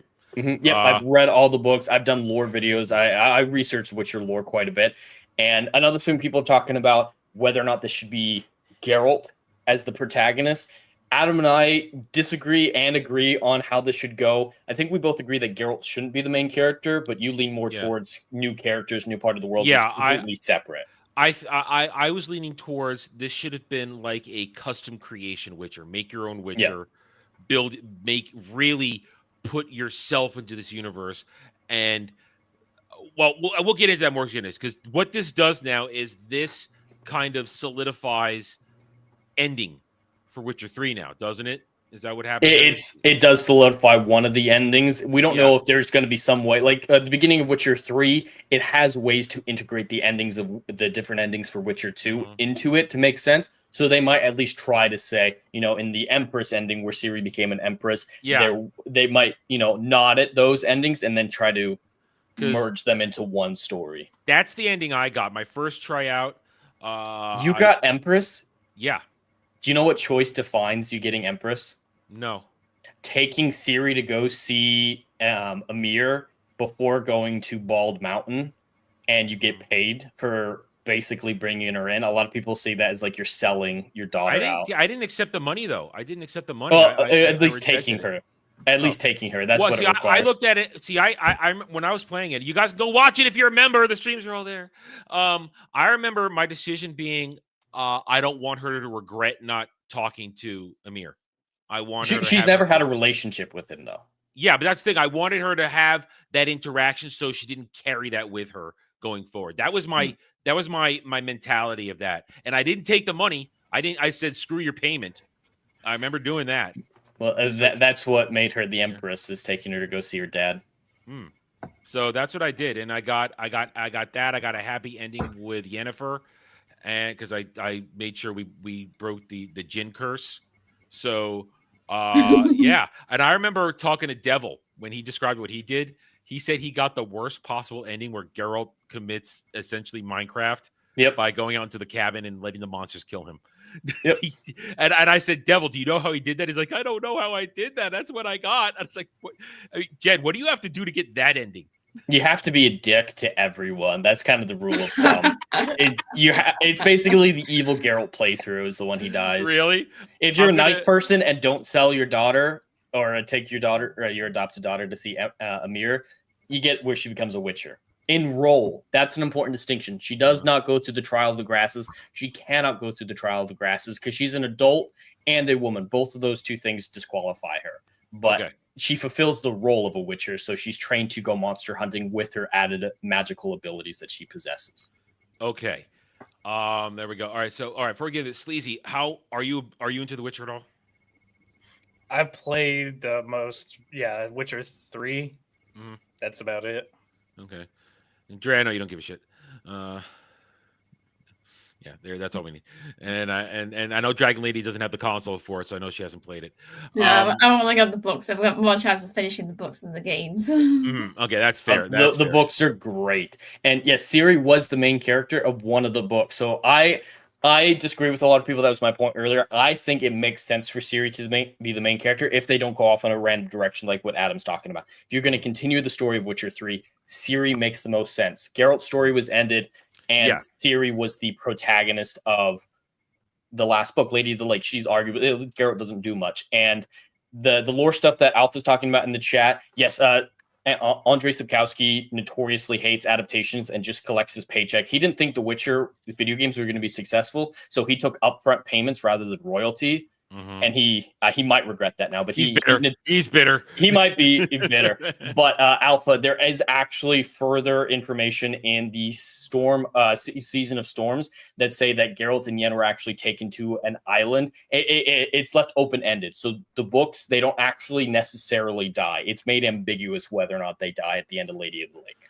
Okay, so we've set the stage. This is 6 minutes. Wow. Okay. I don't think we'll get hit for anything. It's a video game trailer. So I didn't get hit. I used the entire trailer. CD Okay. Projekt Red's really good about stuff like that. People do gameplay, trailers, footage in game all the time. CD All right. Projekt Red's very good about this So stuff. because 6 minutes, we're gonna try and let it go for as long as possible, unless Jed, you stop me for something because Oh, I'm gonna have to stop you every Okay. little bit. Okay, all right. I'll let you stop me then, because I won't know where to stop for commentary. All right, so let's do it. I have not seen this yet.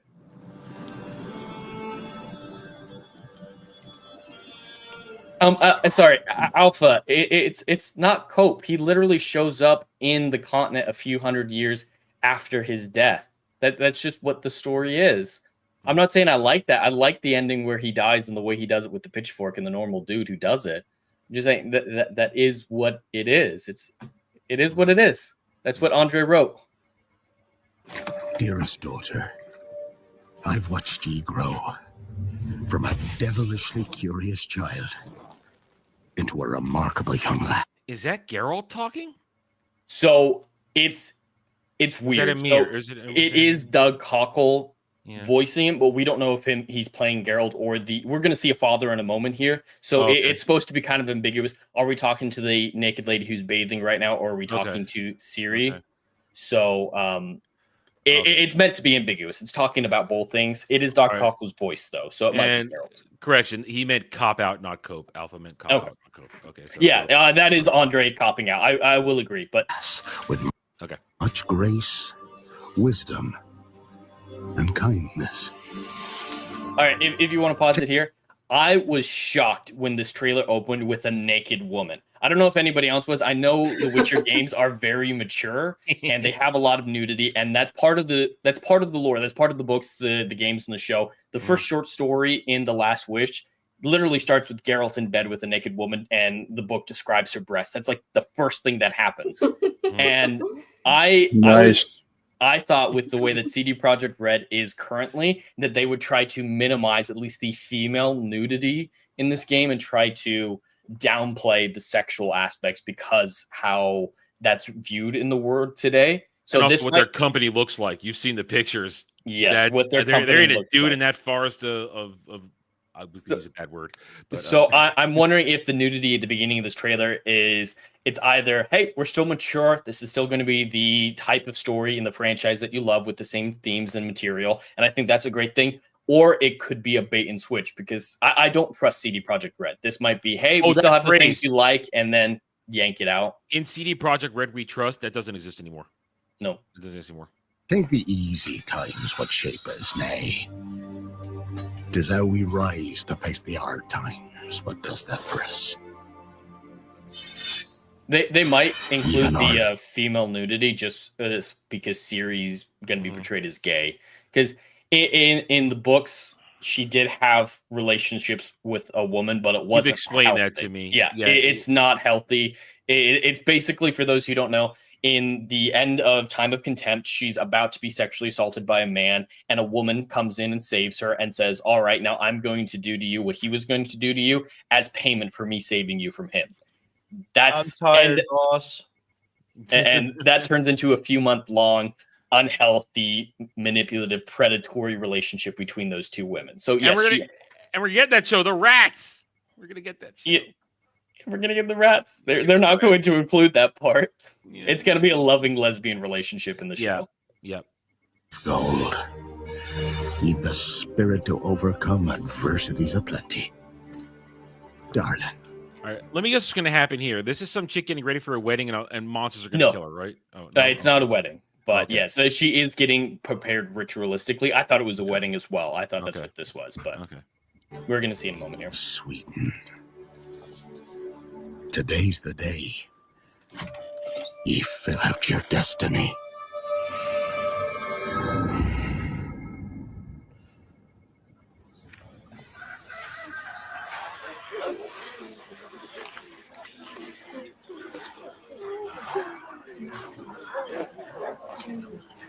All right, with this scene here, I want to get other people's thoughts, because I'm not the best person to talk to when it comes to graphics and how good things look. A lot of people are saying this looks incredible, but also saying it looks terrible. I think it's fine. I don't know if normal cinematic trash. it doesn't look like next gen or great. Like it seems on par with Witcher 3 to me, which was almost a decade old at this point. But Witcher I'm 3 not the looked right beautiful. judge.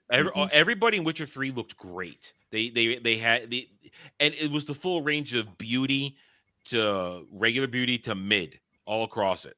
That in terms of how the character designs. Well, yeah, the character design, but just the general world atmosphere, the graphics, and the modeling. This is normal. This isn't anything great. Yeah, they have not pushed any boundaries from my perspective. Dre, yeah. Oh, go ahead, Sleazy. Go ahead. I couldn't care less. It's a cinematic trailer. I want to see gameplay. Yeah, exactly. Yeah. And I agree with that sentiment as well. Cinematic trailers mean cock all to me. When it comes to the gameplay, that's when it really matters. Like we can rewind the clock a couple decades, and we can go and look at games that had great cinematic trailers, but then the actual gameplay looked like I drew stuff on a piece of paper and slapped it on the screen. So yeah, I agree. But I think it looks fine. I think whatever engine they're running with, I think it holds up well. But I'm more interested in seeing how the gameplay functions. It's UE5. They're going away from the red engine that they developed for Witcher, which is sad. I love that. Sad. They should stick to what to their thing. I mean, and talk about things that don't have to look great but have a certain sense. I think I mentioned it right now. My private play. I'm playing Octopath Traveler 2 right now. It's full on classic JRPG goodness, but this entire thing is sprites. It looks like it looks like an old school SNES game, and it's glorious in its artful design.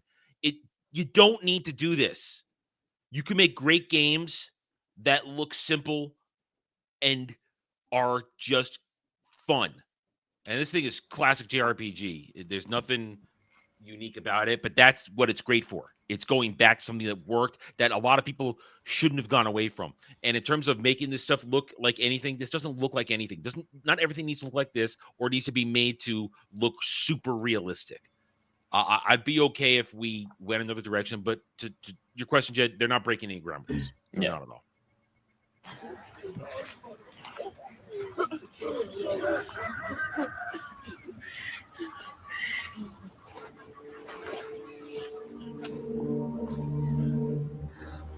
Forgive me, daughter.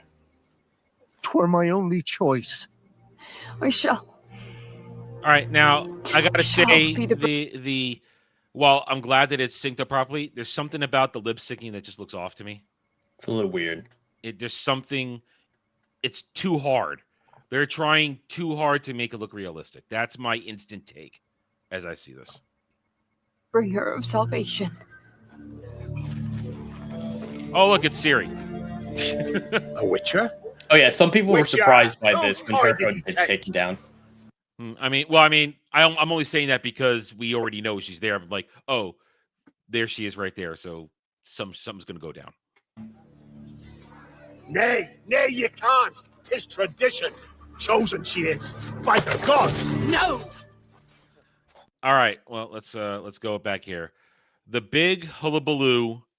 Okay, she's got Witcher eyes, Jed. You just said that shouldn't be. So yes, in even some of the later books, she is called the Witcheress or the Witcher or a Witcher, excuse me, because some people are claiming that she was always the title character, which just implicitly isn't true. She's not in the first book. She's barely in the second book. She is not the Witcher that the title is describing. So let's just get that off the table. But she's sometimes referred to as a Witcher or Witcheress in the books. And the ending with Witcher 3, she does take on the mantle of a Witcher, but there's the difference between fulfilling the role of a Witcher, which she more than is capable of doing with her power sets, and actually going through the Trial of the Grasses. When the Trial of the Grasses was originally created, they tried an equal number of young boys and young girls, like 12 years old is kind of the average. All the girls died. So they switched to just boys, and the average success rate was about 33% survival rate for 12-year-old boys. It's not about weakness or strength. It's not about that at all. It's about the hormonal differences. They started to target male prepubescent hormones to make it more likely for young men to survive. And because it's prepubescent, adults can't survive the trial of the grasses either. So she's disqualified for a few reasons. And additionally, at the end of The Witcher 3, she loses her Lady of Space and Time abilities given to her through the Elder Blood and the line of Lara Durin. So she doesn't have a magical stopgate to help her survive the trial of the grasses. She can't have Witcher eyes. It's against the lore. And even if it weren't, my argument is also, why would you want her to go through that? Geralt, as seen in The Witcher 3, at least not so much in the books, but at least in The Witcher 3, is very much against having kids go through the trial of the grasses. Vesemir has stopped recruiting boys even before they lose the secrets of mutation in The Witcher 1. They think it's vile and wrong. And Ciri sees how tortured Geralt is because of this. There's a lot of dialogue choices where you can say, I would not be a Witcher if I had a choice, if I could go back in time. It's not a good thing. So Geralt would never allow her, or would fight so hard to help her not ruin her life, because it's tortured him his entire life. And from a character perspective, Ciri was a great character in her own right. Now we've stripped away her magic. We've stripped away her Lady in Space and Time abilities. You stripped away everything that made her special and unique and just made her into female Geralt. That's the bigger thing. Taking lore out of it, I think it decreases the value of her character by taking away everything that made her unique and just making her everything that made Geralt special. That is a disservice to this wonderful character, who's my favorite Witcher character. Her evolution is incredible, and this all just undoes it. And isn't she now also sterilized because of that? Yep, she would be sterilized through the trial of the grasses, and her emotions are dampened. A lot of people in the continent believe that it eradicates emotions entirely. That's not true, as you see with Geralt. He does still have emotions. Witcher still have emotions, but they're a lot more dampened, and through discipline, they cover them up even more so. So it's a combination of factors, but she wouldn't be going around just screaming at people like you see in this trailer. Like, she's going to yell a lot in this trailer, and just that's not something a Witcher would do, except in the actual fight scene. As a father, he wouldn't put her through that. I don't see him doing that. So, all right, now as the other thing, a lot of, let's just say, content creators, I'll be kind of that, have made a big deal of, oh my God, she's so ugly. I don't think she's ugly. They definitely changed her face where it looks like a fat Scarlett Johansson. I mean, it is what, a decade later. At least we don't have the exact face timeline. Overall, like the body didn't look fat, just the face looks like a fat. I mean, with her going through the trial of the grasses, she's now got an extended lifetime. So this could be anywhere from 10 years to 50 years, I'd say, after the events of Witcher. I have some screenshots for people who don't know what she used to look like. You want to look at these real quick? I don't think she looks ugly necessarily. I just don't think it's not the same person. It's not the same person. Her jawline is incompatible. So that's the bigger thing, is this doesn't look like Ciri to me. Besides the scar over her eye and down her cheek, that's correct. That's Witcher 3. But everything else just doesn't look like Ciri. Her hair's too white. She's ashen, not white hair. It's ashen. She has ashen hair. And it's a misconception by people who don't know The Witcher very well that being a Witcher means you have white hair. Geralt's the only white-haired Witcher. Yeah, you see other Witchers in the games. They've got they're normal. They've got normal hair. There is some contradiction in the books of why he has white hair. At one point in the books, he says he was born that way. Another one said he went through additional mutations after the normal set, and that's what turned his hair white. So there's a little disagreement, but he is the only white-haired Witcher. She shouldn't have white hair. She shouldn't have Cassandra Assassin's Creed Odyssey hair. Yeah, it's just not her. Yeah. Now, my point is that I don't find this ugly, but there is something slightly. It's not as feminine as it was in the past, but at the same time, this is also a cinematic trailer, and what things look like in a cinematic trailer and then the actual game, there are always differences. Drake can attest to this. Absolutely, there's always a shift. So people who are trying to make a thing out of this, I think they're being a little disingenuous. Yeah, I think people are just finding reasons to just try to complain. I think she looks good. I mean, all things considered, like especially with the character designs that's been pooped out over the last 6-7 years. This looks like a decent Scandinavian little white woman that I would take out for a nice seafood dinner. That's about it. Yeah. So I don't really see anything that's egregious. She doesn't. I mean, obviously, she has hardened features because she is a warrior of sorts, so that makes sense to me. But she doesn't look like a man. So yeah, she does not. Yeah. Man, we're not looking at an Aloy situation. We're not looking at a Exactly. at what they've all done to these female characters of late. But she's wearing wool and armor, so we're not seeing her female figure necessarily, but that doesn't mean anything either. Yeah. All right, let's keep going. You chose her. There. Yeah. All right, so they're clearly sacrificing her to some beastie. There's a lot of side quests in The Witcher 3 that are kind of reminiscent of this, especially in the Heart of the Woods in Skellige. Yeah.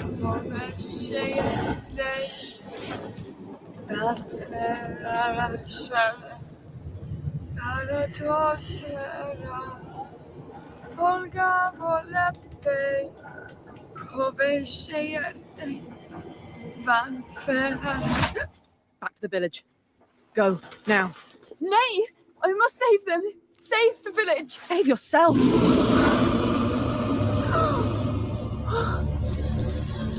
right, so that is not School of the Wolf. Nope. It looks like a Linux. It's not necessarily the School of the Cat either. Some people have been talking about that.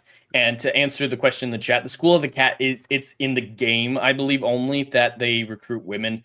There's nothing in the books, I believe. I can't be 100% sure on that one, so if I'm wrong, I would say that's a Lynx. That's a Lynx. That's not Cat. And That's I don't see the point unless they write it in. She would be wearing a wolf because of Geralt, because of Vesemir. She had Vesemirs for a time in The Witcher 3, his medallion. She was trained by wolf witchers. So I mean, this could be a sign of things. Oh, she started her own school because she's it might be.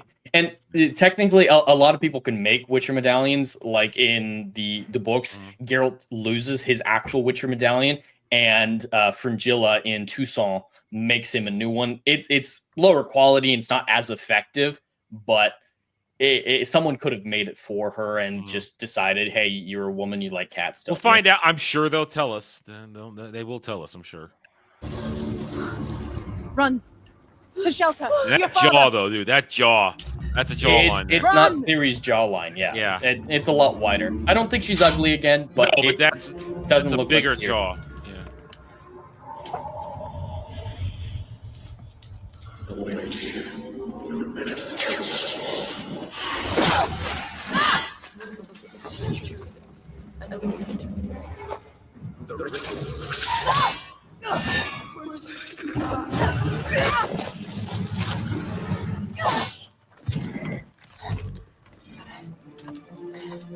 No, all right. What I'm missing right now. Oh, there it is. Okay, I was gonna say, hey, why hasn't she popped the potion yet? There you go. Yeah, should have done it before going into. That's what I was gonna say. That's what I was saying. It's like, okay, she should have popped the potion. Okay, there we go. All right. Now all right. This looks like Cat, so she's trying to see in the dark, and yeah, you should have done that before going into a dark, creepy crevice. Yeah, every time I will pop 3 or 4 pots, and I'll go in there before I go in that cave. Damn straight. Pop a cat. Yep.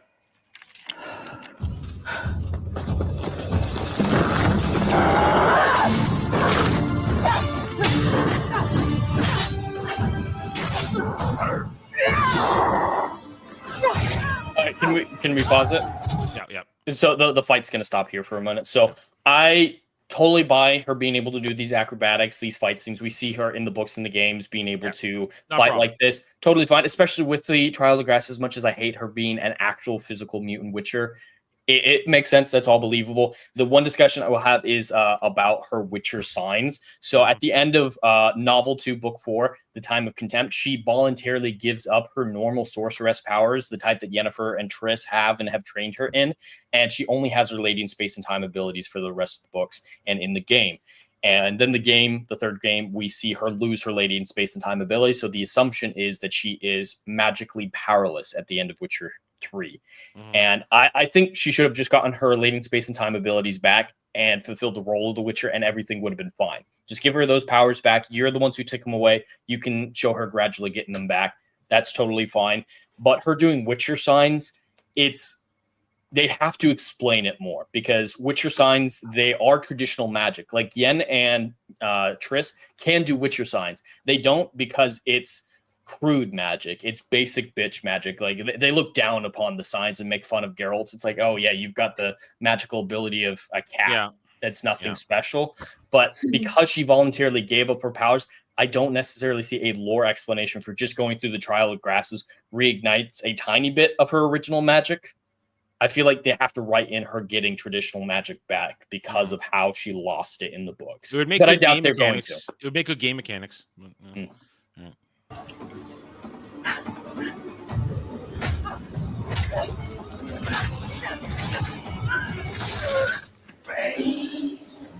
Cannot be changed. You cannot Okay, so what is it? They've so that monster it's a new monster apparently based on Serbian mythology. So I'm fine with that. Bringing in new monsters from actual mythology, totally fine in the Witcher universe. But what we're seeing her do here, they've talked about it in interviews. This is actually going to be a game mechanic where you can draw magical abilities from elemental forces like water and whatnot to cast traditional spells. So this is more what I was talking about with the signs. This is showing her being a traditional sorceress again. And that breaks canon without a strong explanation, because that's kind of how sorceresses do it. They draw it from elemental forces, and not like the monoliths you see in Blood Origin, but kind of, magical stones. That doesn't count. They're not portals to other dimensions, but they are sources of power, the monoliths like that. So she can do this in the early books, draw on power from water nearby or something like that, but she lost those abilities.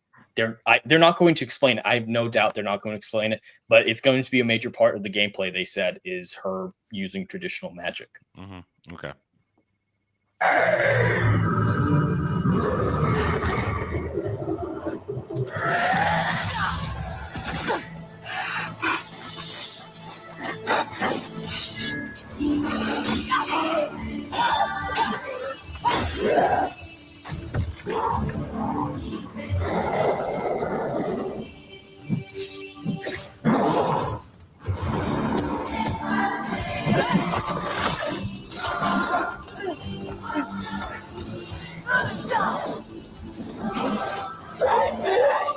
Thank you, animal sailors! Save the village! It's tradition!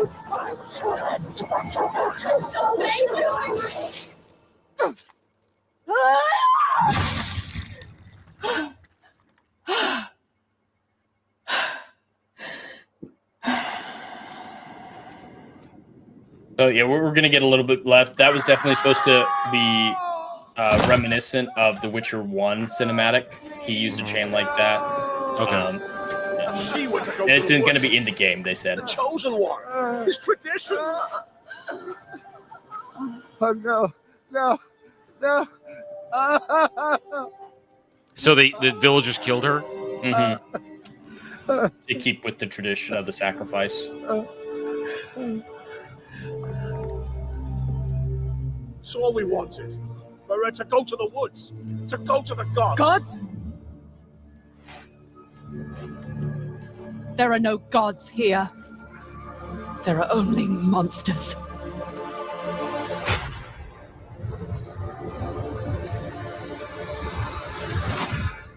Yep, that's it. All right. Listen, we're all going to give it a try. I think Yeah, there's no, absolutely. There's no. I listen. Outside of your lore criticisms, I don't see anything inherently bad here. I would it's agree. Cinematic. It's Yeah. teasing what mechanics might be. Blah blah blah. Let's get gameplay trailers. Yeah. And then we can really critique this. Yeah.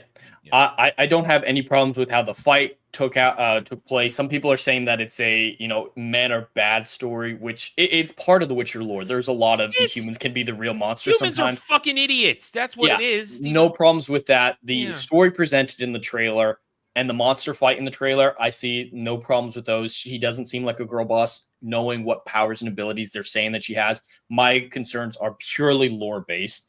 And it doesn't look like Ciri, and I think it downgrades Ciri's character to have her just be female Geralt. But hypothetically, if there were female Witchers in this universe, I imagine it would play out very much like this. So I don't see it anything necessarily what I would call woke. A lot of people are calling this trailer woke. I would disagree with It that. is not. No, I don't. You know, yeah, I would disagree with that. Let's put a pin in that part, and we'll come back to that as we get into our next discussion. Because now let's go to one of the bigger topics of today. We got the news beginning of the week, like I said, that Games Workshop and Amazon have finalized Cavill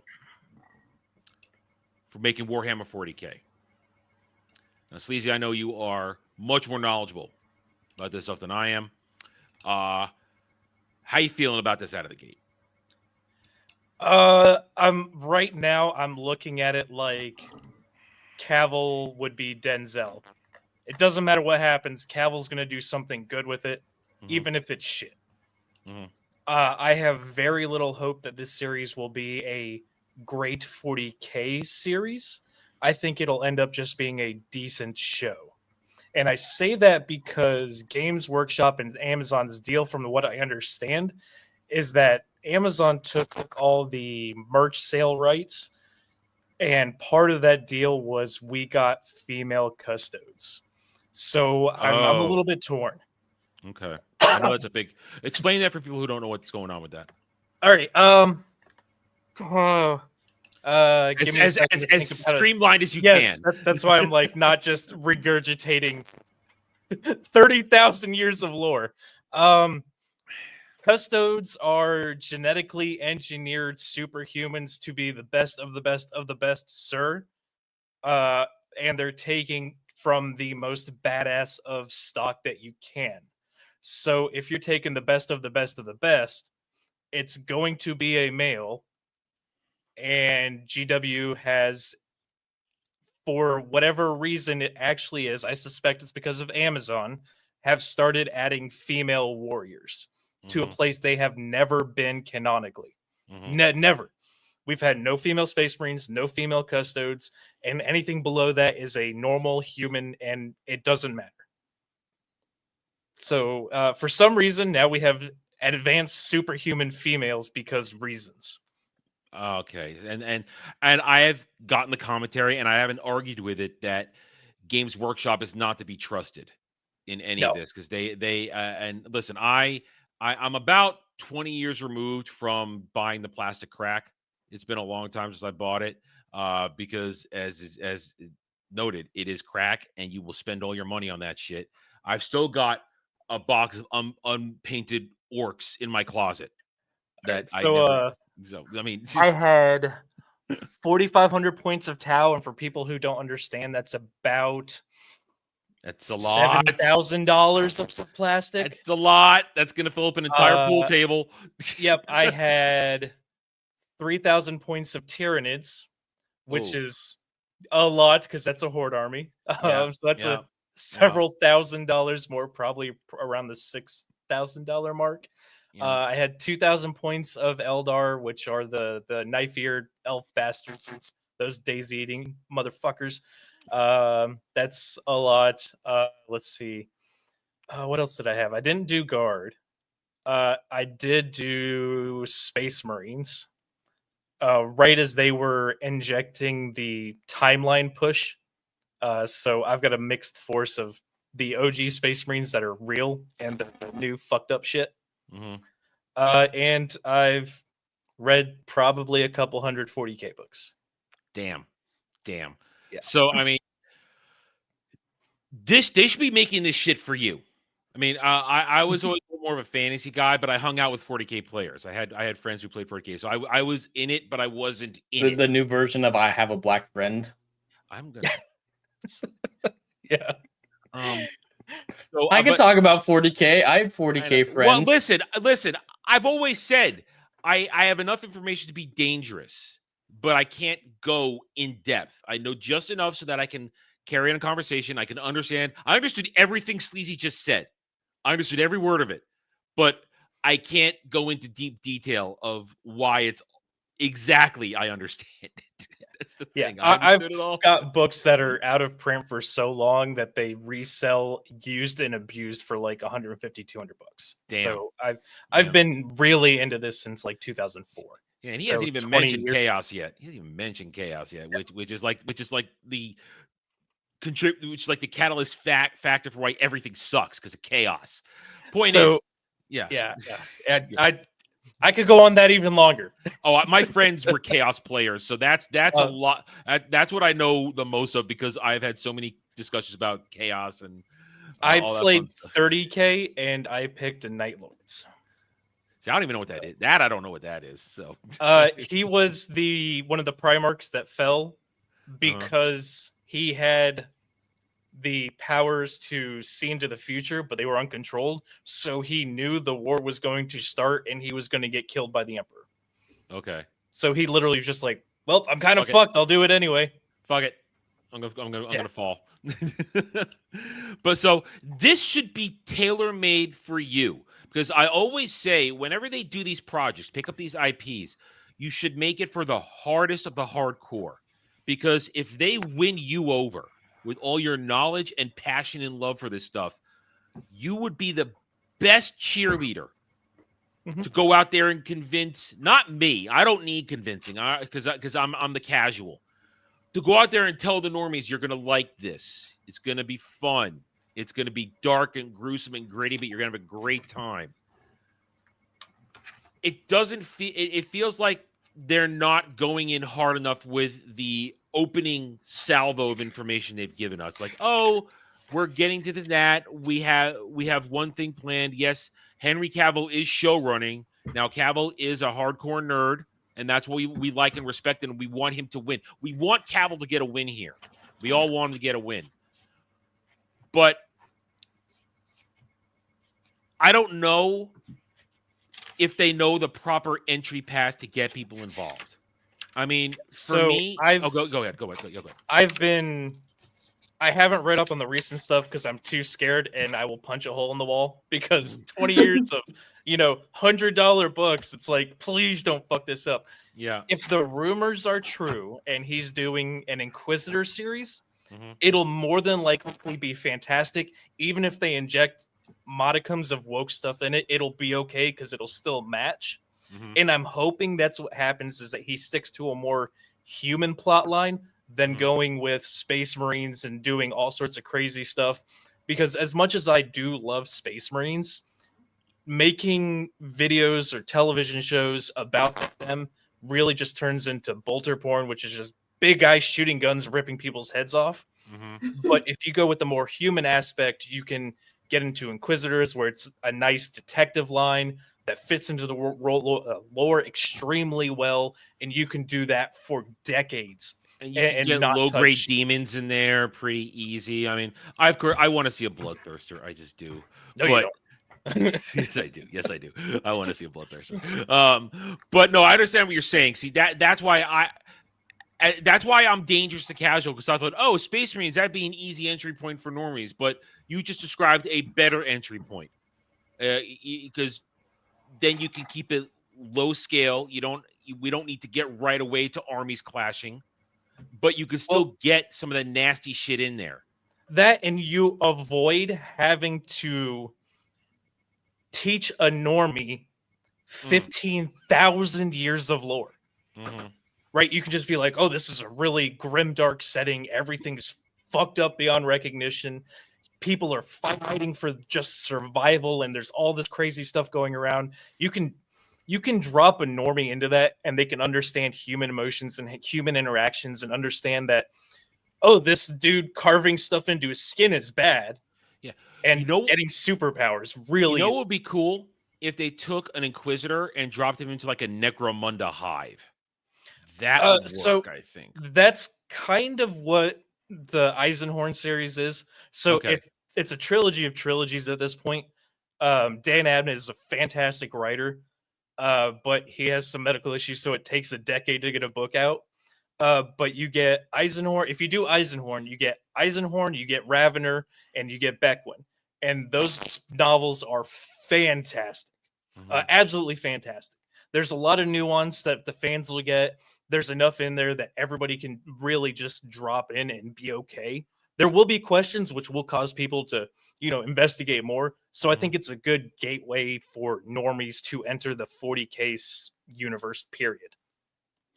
I see.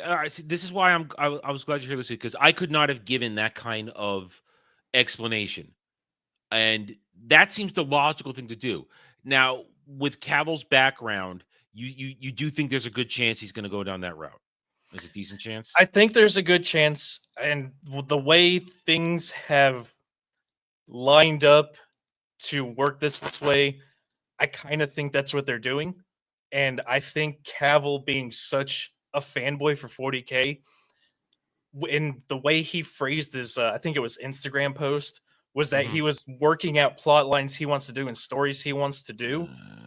And it looks like he wanted to do something, and then Amazon GW kind of wanted, well, you got to throw this in there. Then he's like, okay, well, I'm not going that route because that fucks up lore. And the way he phrased it made me think he's going more the human route and not the Space Marine route. Mhm. I'm not saying there won't be Space Marines in there because it is 40K. That's kind of the whole thing, right? Yeah. Yeah.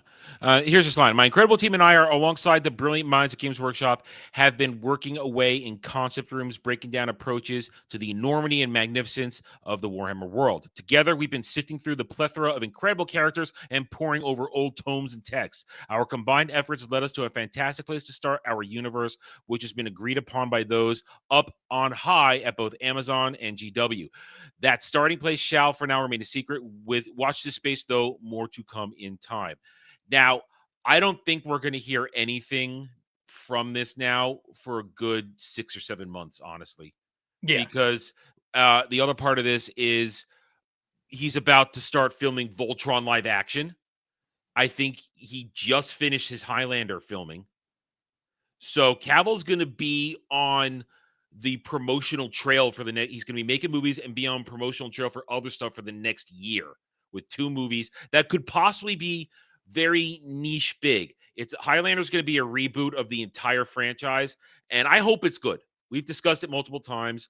I hope it's good. I want it to be good. I want Cavill to get a win in that because I like Highlander, but Highlander's a very fucked up IP. It's got multiple timelines, multiple realities, so it's not out of the norm for them to try something new. And then there's this, Voltron. I don't know what to think of this. I really don't. I mean, I'm old school. I'm there, blazing sword in hand, watching when it was live, adapted from Go Lion. Go. No, keep talking. I'm Yeah. just gonna You're gonna make me. You're gonna get something make me jealous. I can tell.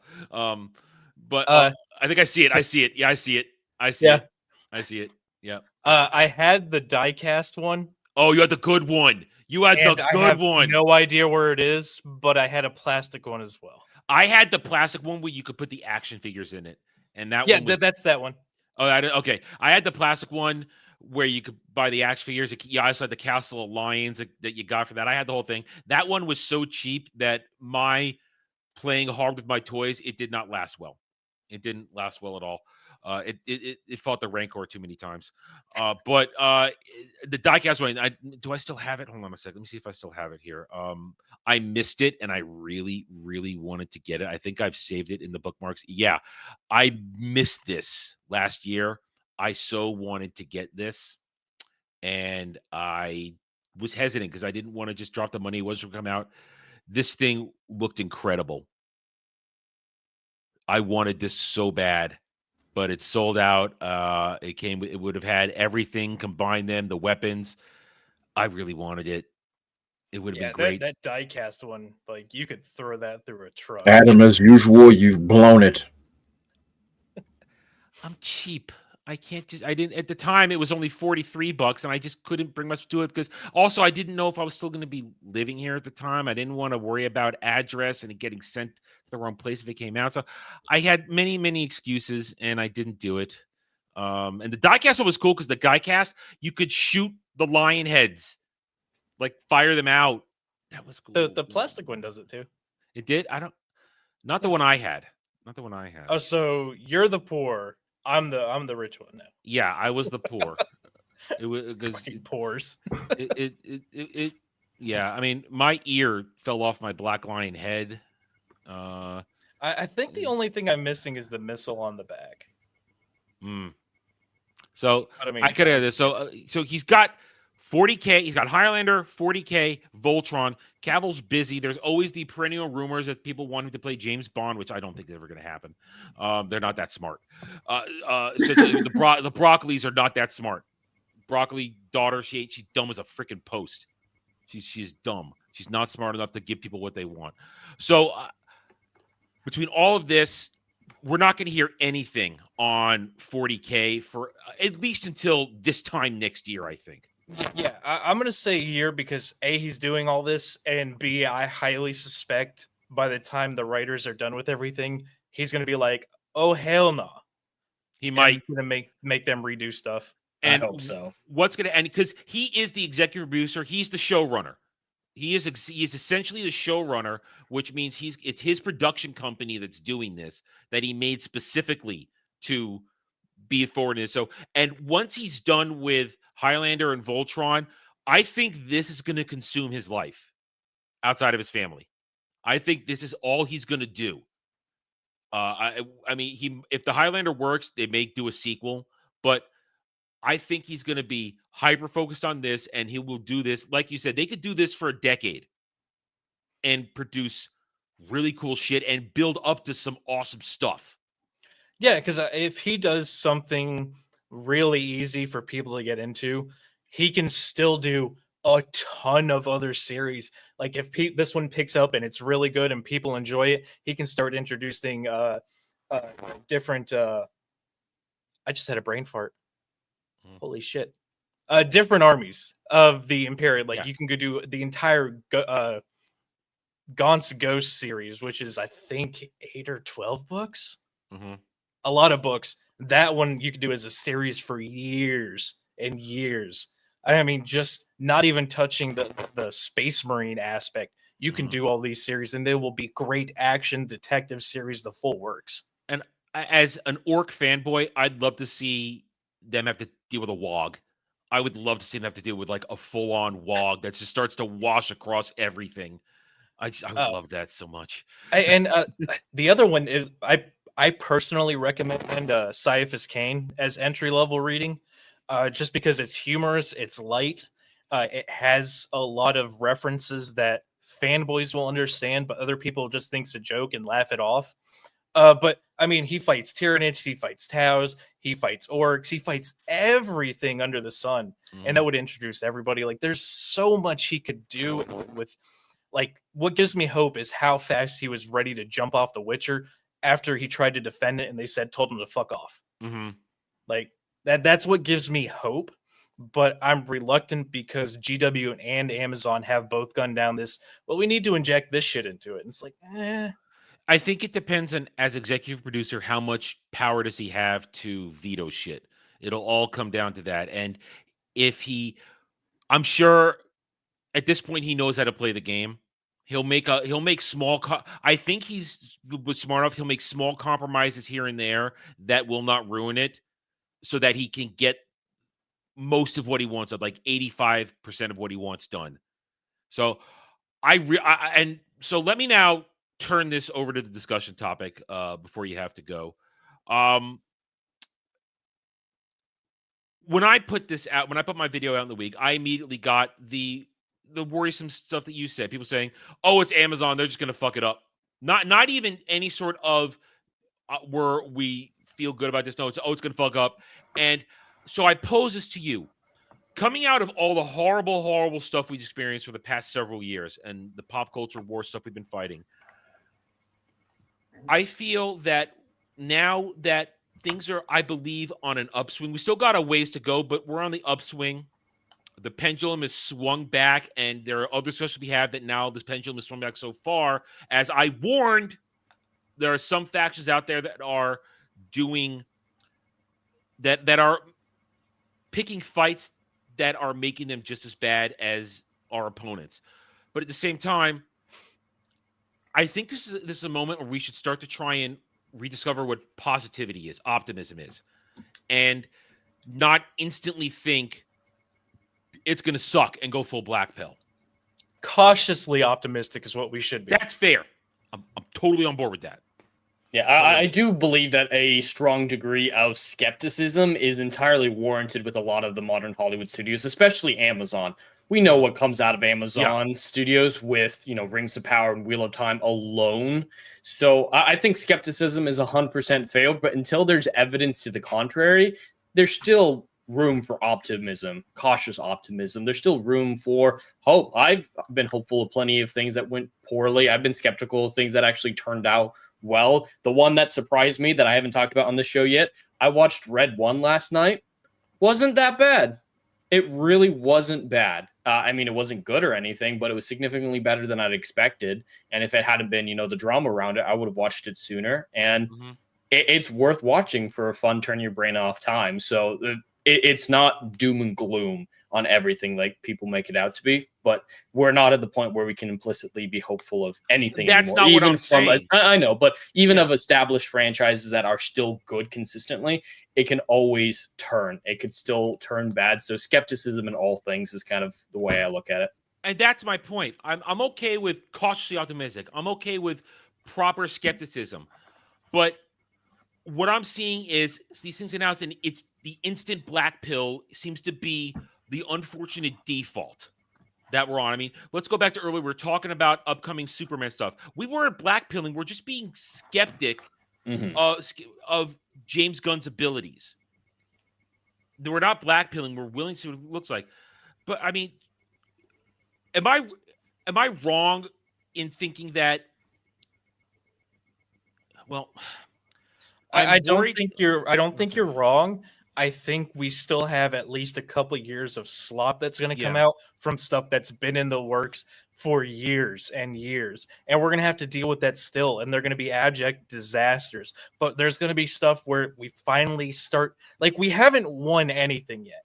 The slop is still there. The people are still there. Everything's still in place. But they are failing as a functional business. And we'll have to make that change, or someone else will step in who just makes mid stuff, and mid is okay.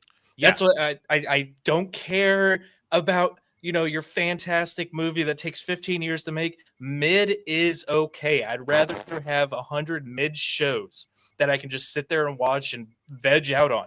That's what I would do. I don't want one fantastic movie or video game or comic book every 15 years. Just give me stuff I can chill out to. Yeah.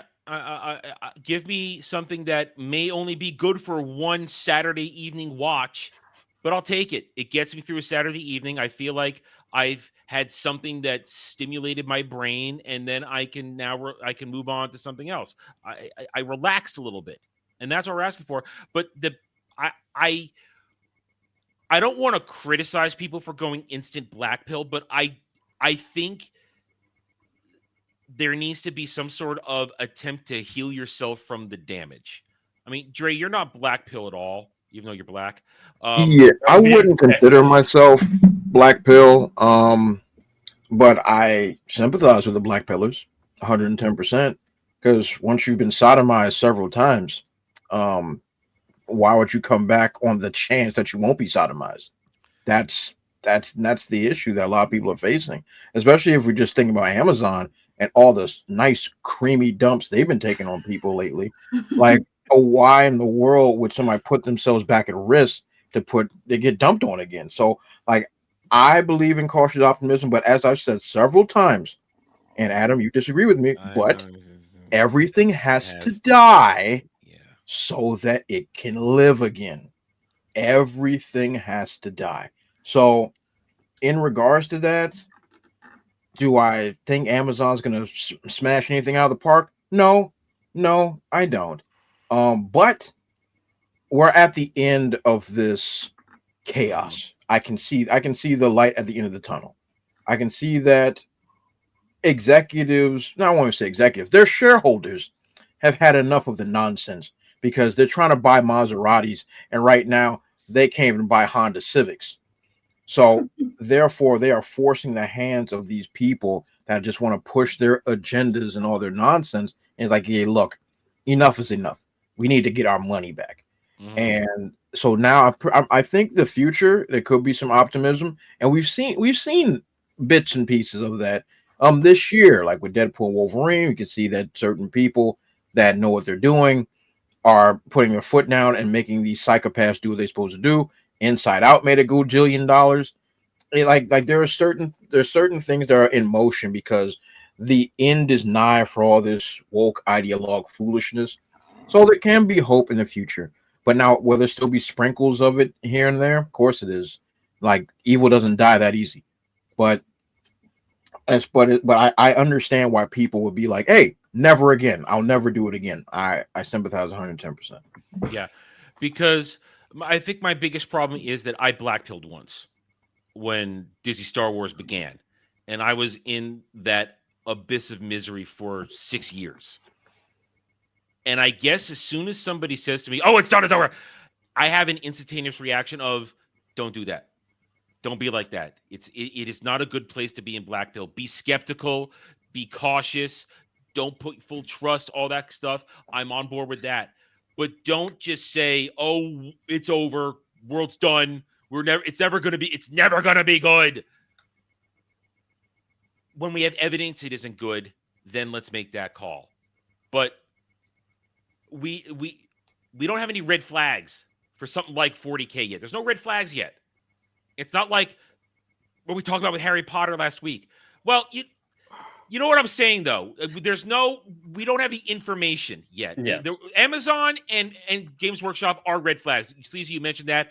The female custodies, all that kind of shit. That is a red flag, but we don't... There's a giant green flag, too. Yeah. I mean, Henry Cavill, I want to have faith in him as a nerd and as the guy in charge of this. So he deserves to get a good franchise at this point. He's earned it. Yeah, I'm willing to be optimistic, but Frank, that's what I'm saying. GW is a red flag, but until we see some sort of synopsis of the first project. It is a little too early to say. Yeah. We don't. It's not a Narnia situation where Greta Gerwig and Netflix being involved. Yeah. I think those are more red flags because that's the actual creator working on the project.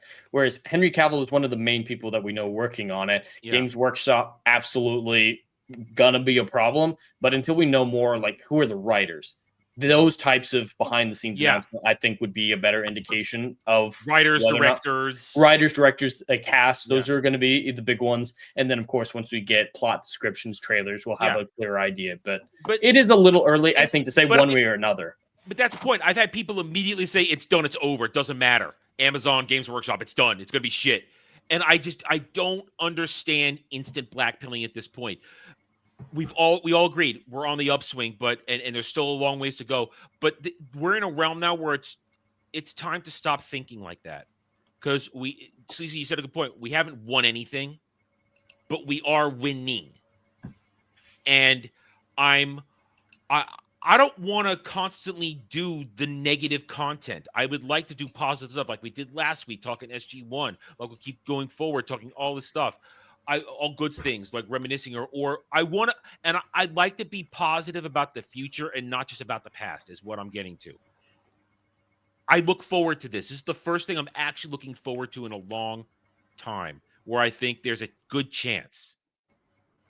And I don't understand why people are so resistant to going, yeah, you know what? I think I'll allow myself this small sliver of anticipation. I'm not saying let's paint our faces with Henry Cavill tattoos and wear shirts. I love all this stuff. I just try to shut up. I'm doing the best I can. I just don't. I'm not saying let's go cheerleader, all that kind of stuff, but let's at least go. Okay. I'm ready. If it was anybody other than Cavill, I've been like, "Fuck this show. I'm not watching." Oh, if it was anybody other than Cavill, I wouldn't be blackpilling, but I'd be going, yeah, you know what? Come back to me later. I don't want to hear about any of this. But it's Cavill and. Do I have the clip? Let me see if I have the clip here. I think I still got the clip here. The classic one. When it comes to fans, it is a fan's right to have whatever opinion they want to have. That is what allows me to give it a chance, because he gives a shit.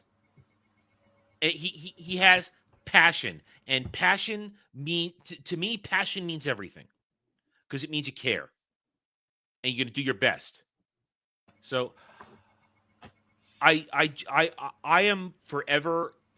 I think maybe next year one of my missions is going to be stop blackpilling. That's going to be a message I'm going to try and push next year.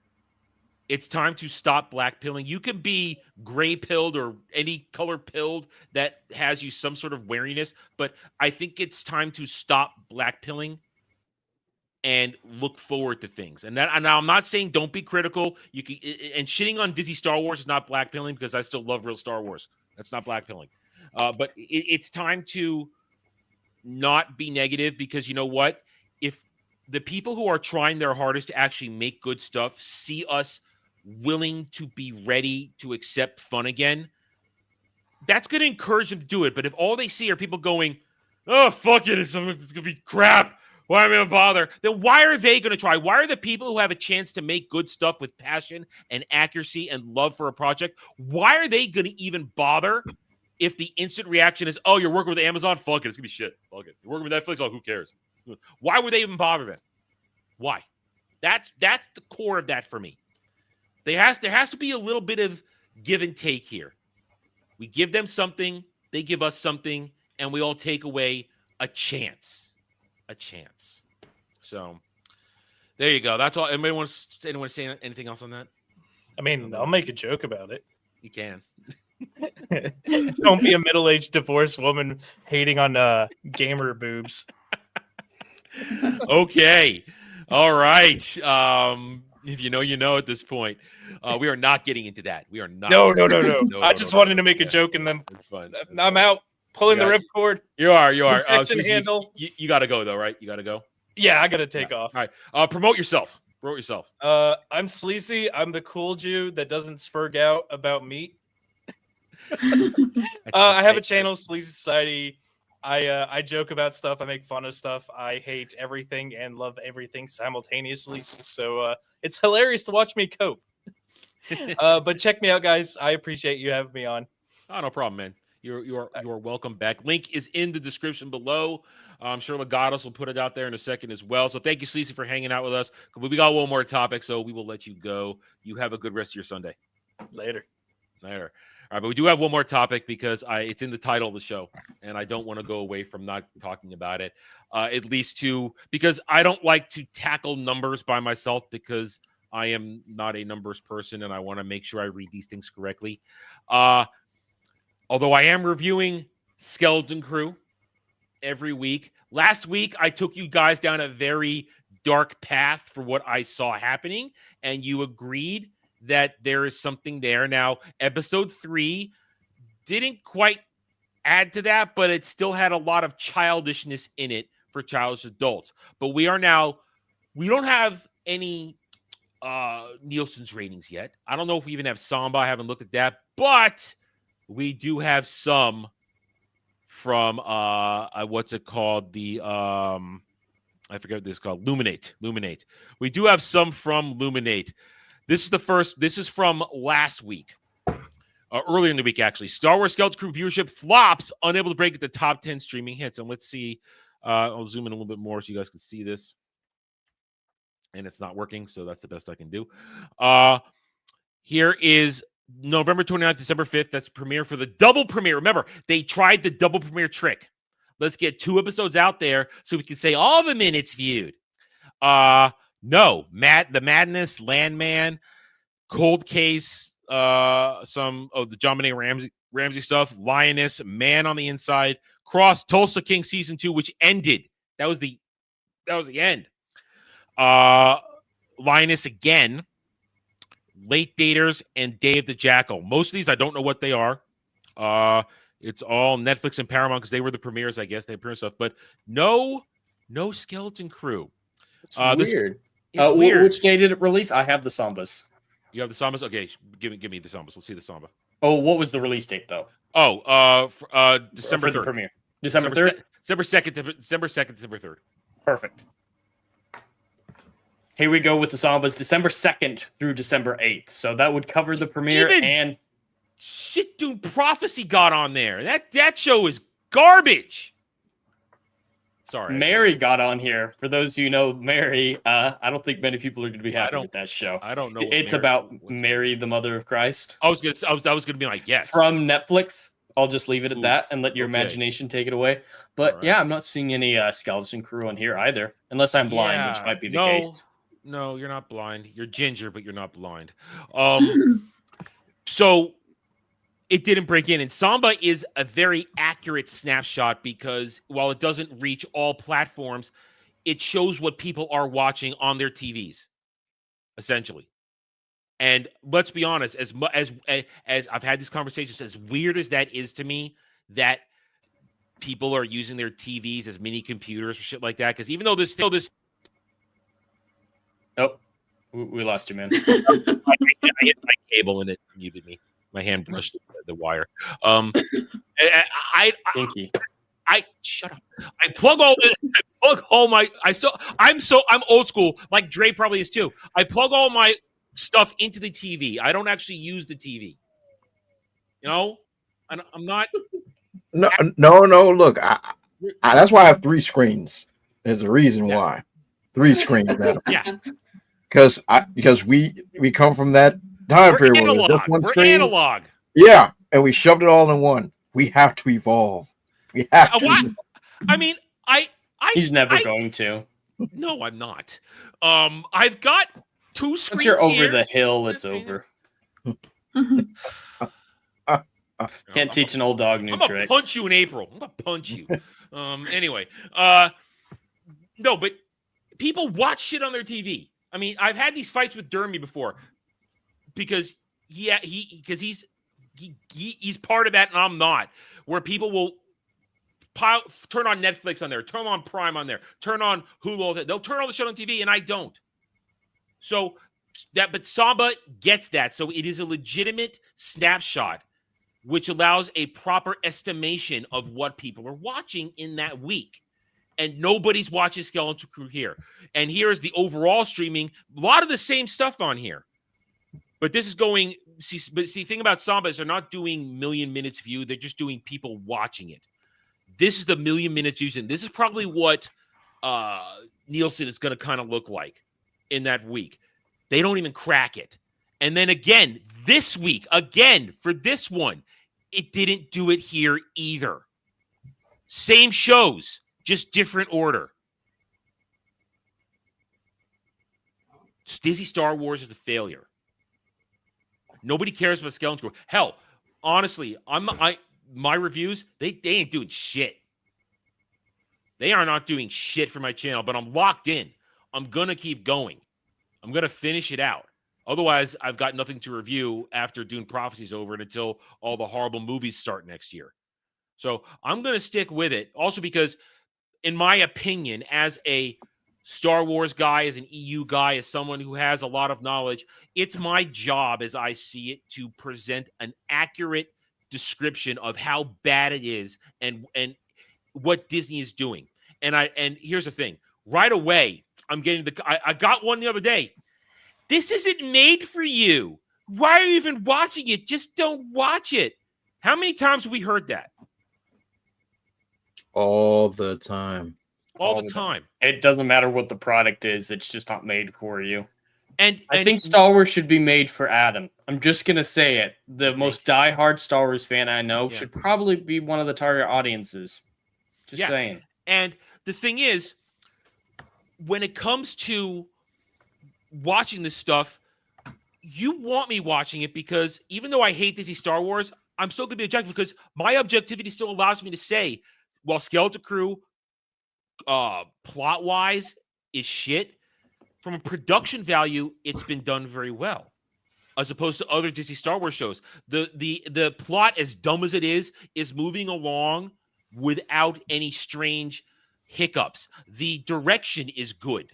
It's not random cuts jumping back and forth. It's linearly moving along at a graspable pace. But my objectivity stops there because the content is shit. It's made for childish adults who want to be a child in the Star Wars universe. They don't want to be characters. They want to be a child in it, being taken on adventures and flying around, and I want to touch Neil's hair. That kind of weird shit. That's what they're doing. And I'm able to comment on that, and they don't like it. that I'm talking about that. But I'm going to give you that, and I'm going to take the time because a lot of people aren't even watching because it's a kid's show. I'm going to say for the third week in a row, this is not a kid's show. There's blatant death in it in the beginning. There are people being attacked. There are people being very gruesomely disfigured or attempted disfigurement. And at the same time, there's a lot of questionable content being portrayed. There's a lot of weirdness surrounding the people involved with it, the stands. So much so, you love this. This is actually a double person. I didn't realize this until I brought up what I bookmarked. This person, Jed, our favorite thing. Oh my God, I'm going to throw up. Because Lord. the Star Wars corporate account on Twitter followed them and wanted their address so they could send them cheap shit. And then the same person celebrates getting cheap shit, getting a sticker to put on their water bottle. Now, that just tells me they're never going to actually wash this water bottle. That's what that tells me. Think about it. That thing's not going through a dishwasher with the sticker on it. Gross. Why is a corporate account saying hi, bestie? Because that's what they do. That's what the swagman does. All these weirdos on X Twitter, they get so excited when the corporate Star Wars account, look at that. That is the yellow check mark. That means it's corporate. When the corporate Star Wars account replies to them and follows them for being good little shills and then sends them the cheap shit I've been showing you guys for weeks, they're so excited to be sent shit from Corpo Disney. Cheap shit probably made in a sweatshop in China by a 10-year-old chained to a table. Oh, there will be sweating. Oh. So, I mean, and look how bad it's like, oh, look, I've got Rebels on the background. And no, these are fake fans and stans who are the only ones watching this, which means it's the same people who did Acolyte. Am I wrong in saying that? Same people? No. No, I don't think you're wrong. Which leads you back to when I said, the person comes there and says, why are you watching this? It wasn't made for you. So in a month, when this thing is over, and it likely doesn't get a second season, but all the childish adults are touching themselves in their ears over it, saying, oh my God, it was so good. Why isn't it canceled? Why didn't you watch it? Because the person who comes in my comments tells me it's not for me. I shouldn't watch it. That same person will accuse us for being bigots and racist for not watching it. Well, I'll take that argument a step forward. If it's for kids, it's not made for you, why are you watching it? Turn that around on them. It's not made for you. Why are you liking it? Why are you watching it? You shouldn't be talking about it either. Just because you're talking about things positively doesn't make it so whatever's not made for you is suddenly okay. Like it's a double standard. This positivity double standard is if you don't like it, you're not allowed to talk about it. If you like it, it doesn't matter who it was for or anything like that. Talk about it as much as humanly possible until you throw up, which they do all the time for some inexplicable reason. But yeah, they're entirely hypocritical with that. It's not made for you either. Then it's made for kids, so only kids should be watching it and reviewing it. Why are you watching it?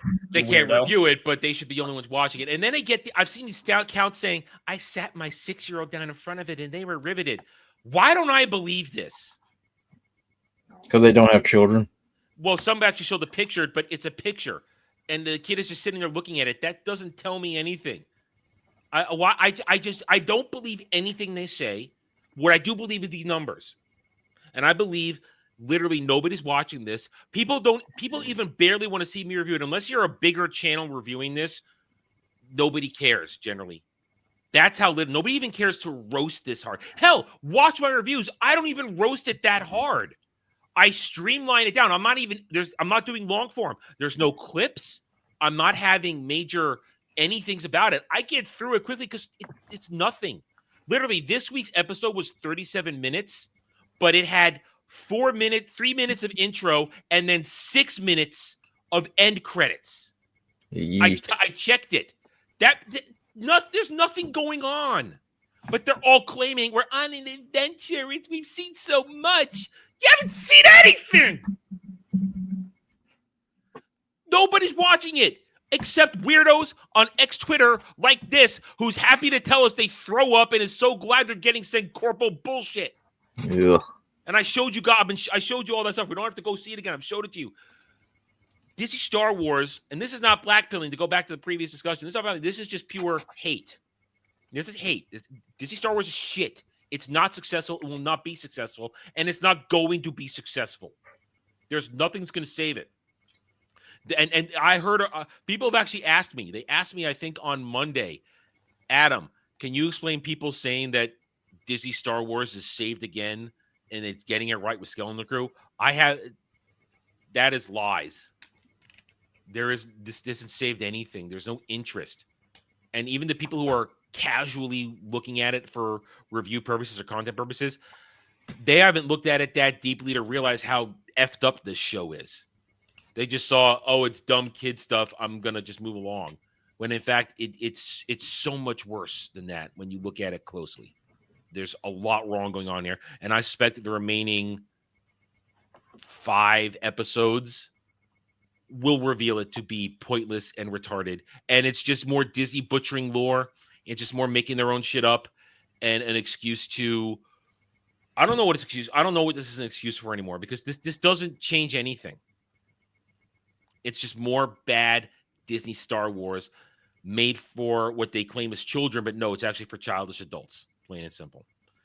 So it's a failure. I look forward to the Nielsen's so that we can come back and confirm that nobody watched it at all. Not even enough to break into the pathetic top 10, and not just in overall, but in genre, in originals. It won't even break in there. Any other thoughts on this before I go away from it? Nothing. No. I've ranted. I think you covered it pretty well. Okay. All right. Then we are done. We are finished. Show over. I'm just going to end it right now. No outros. No, I'm kidding. Jed, getting ready for Christmas. What are you up to? Well, you can all find me on YouTube and Kick at Hollywood Scholar. I don't know if I'll be making a video this week. I finally make one after 6 months, and I get dogpiled by Polish people calling me a foreigner and saying that it's good that Siri's ugly because Polish women are ugly. Not sure why they're commenting that on my video, since I didn't call her ugly or even talk about her attractiveness. So we'll see if I want to attract those types of people again. But holidays, of course, are going to slow down whatever we do. And then Saturday Night Drive-In, Adam will talk about that when we get there. Dre, getting ready for Christmas. Oh, yes. We got another week. We'll see what pops off throughout the week. Well, I guess I'll have to drop a video on the Superman trailer. So I gotta cover that. So that's going to be up this week. And of course, on the gaming channel, DeBrute Plays got another Pokemon battle is going to be on the channel. Should be a lot of fun as well. Yeah, I think that's about it. Follow me at DeBrute00 on Facebook, Twitter, Instagram. And yeah, like, comment, subscribe. Okay. All right, Dragon Lady. Probably doing a couple of Sims playthroughs when I'm not watching Christmas films. Other than that, I should be all right. Well, not watching Christmas films and decorating other people's Christmas trees. Okay, as for me, I'm taking tonight off because I got to get up and do normal shit tomorrow. But we will be back tomorrow with Dune Prophecy, episode 5 of 6. There are only 6 episodes. I've only got 2 more weeks of this dog shit. I still get the people do not like me covering this on both sides. They don't like it because I'm giving Brian Herbert credit, and they don't like me covering because I'm pointing out a horrible movie that is connected to Denny Ving and his bullshit. So it is connected. People say, oh, he's not involved. No, it's connected to him. He may not be involved, but it's connected to his horrible adaptations. Yes, they're horrible. Fight me. Secondly, Mellow Mondays tomorrow night as well. We'll try and nerd out the best we can. Tuesday, Wednesday, we're into another episode of Skeleton Crew. Probably Wednesday, you'll get that from me. Thursday's Anime Odyssey week. It's Anime Odyssey. Dermy and I will be talking the anime Heavy Object. It's a mecha anime alongside continuing the conversation discussion surrounding Sony and Kadokawa. There's a lot of more developing stuff on that, so we're talking that. Thursday, I don't know what's going to happen on that is Thursday, sorry. Friday, Ballbusters. I don't know who the guest is this week. And then Saturday Night Drive-In. Jed and I will be joined by Static 2020 as we talk about Hook. Dun, dun, Ta-da. I love that movie. This movie's great. fantastic. There's some. It's not as good as Love Actually for Christmas movie, though. Oh boy, there he goes. I'm kidding. Hook is a better movie, but Love Actually is the better Christmas movie. Well, listen, Hook takes place at Christmas and has Christmas miracles. Good enough for Adam. Anyway, so we're doing Hook. I'm very excited to watch it. I do love this movie, although, as I said, this is a very old DVD. It's probably going to look like shit on my PS5. I need to upgrade it to Blu-ray eventually.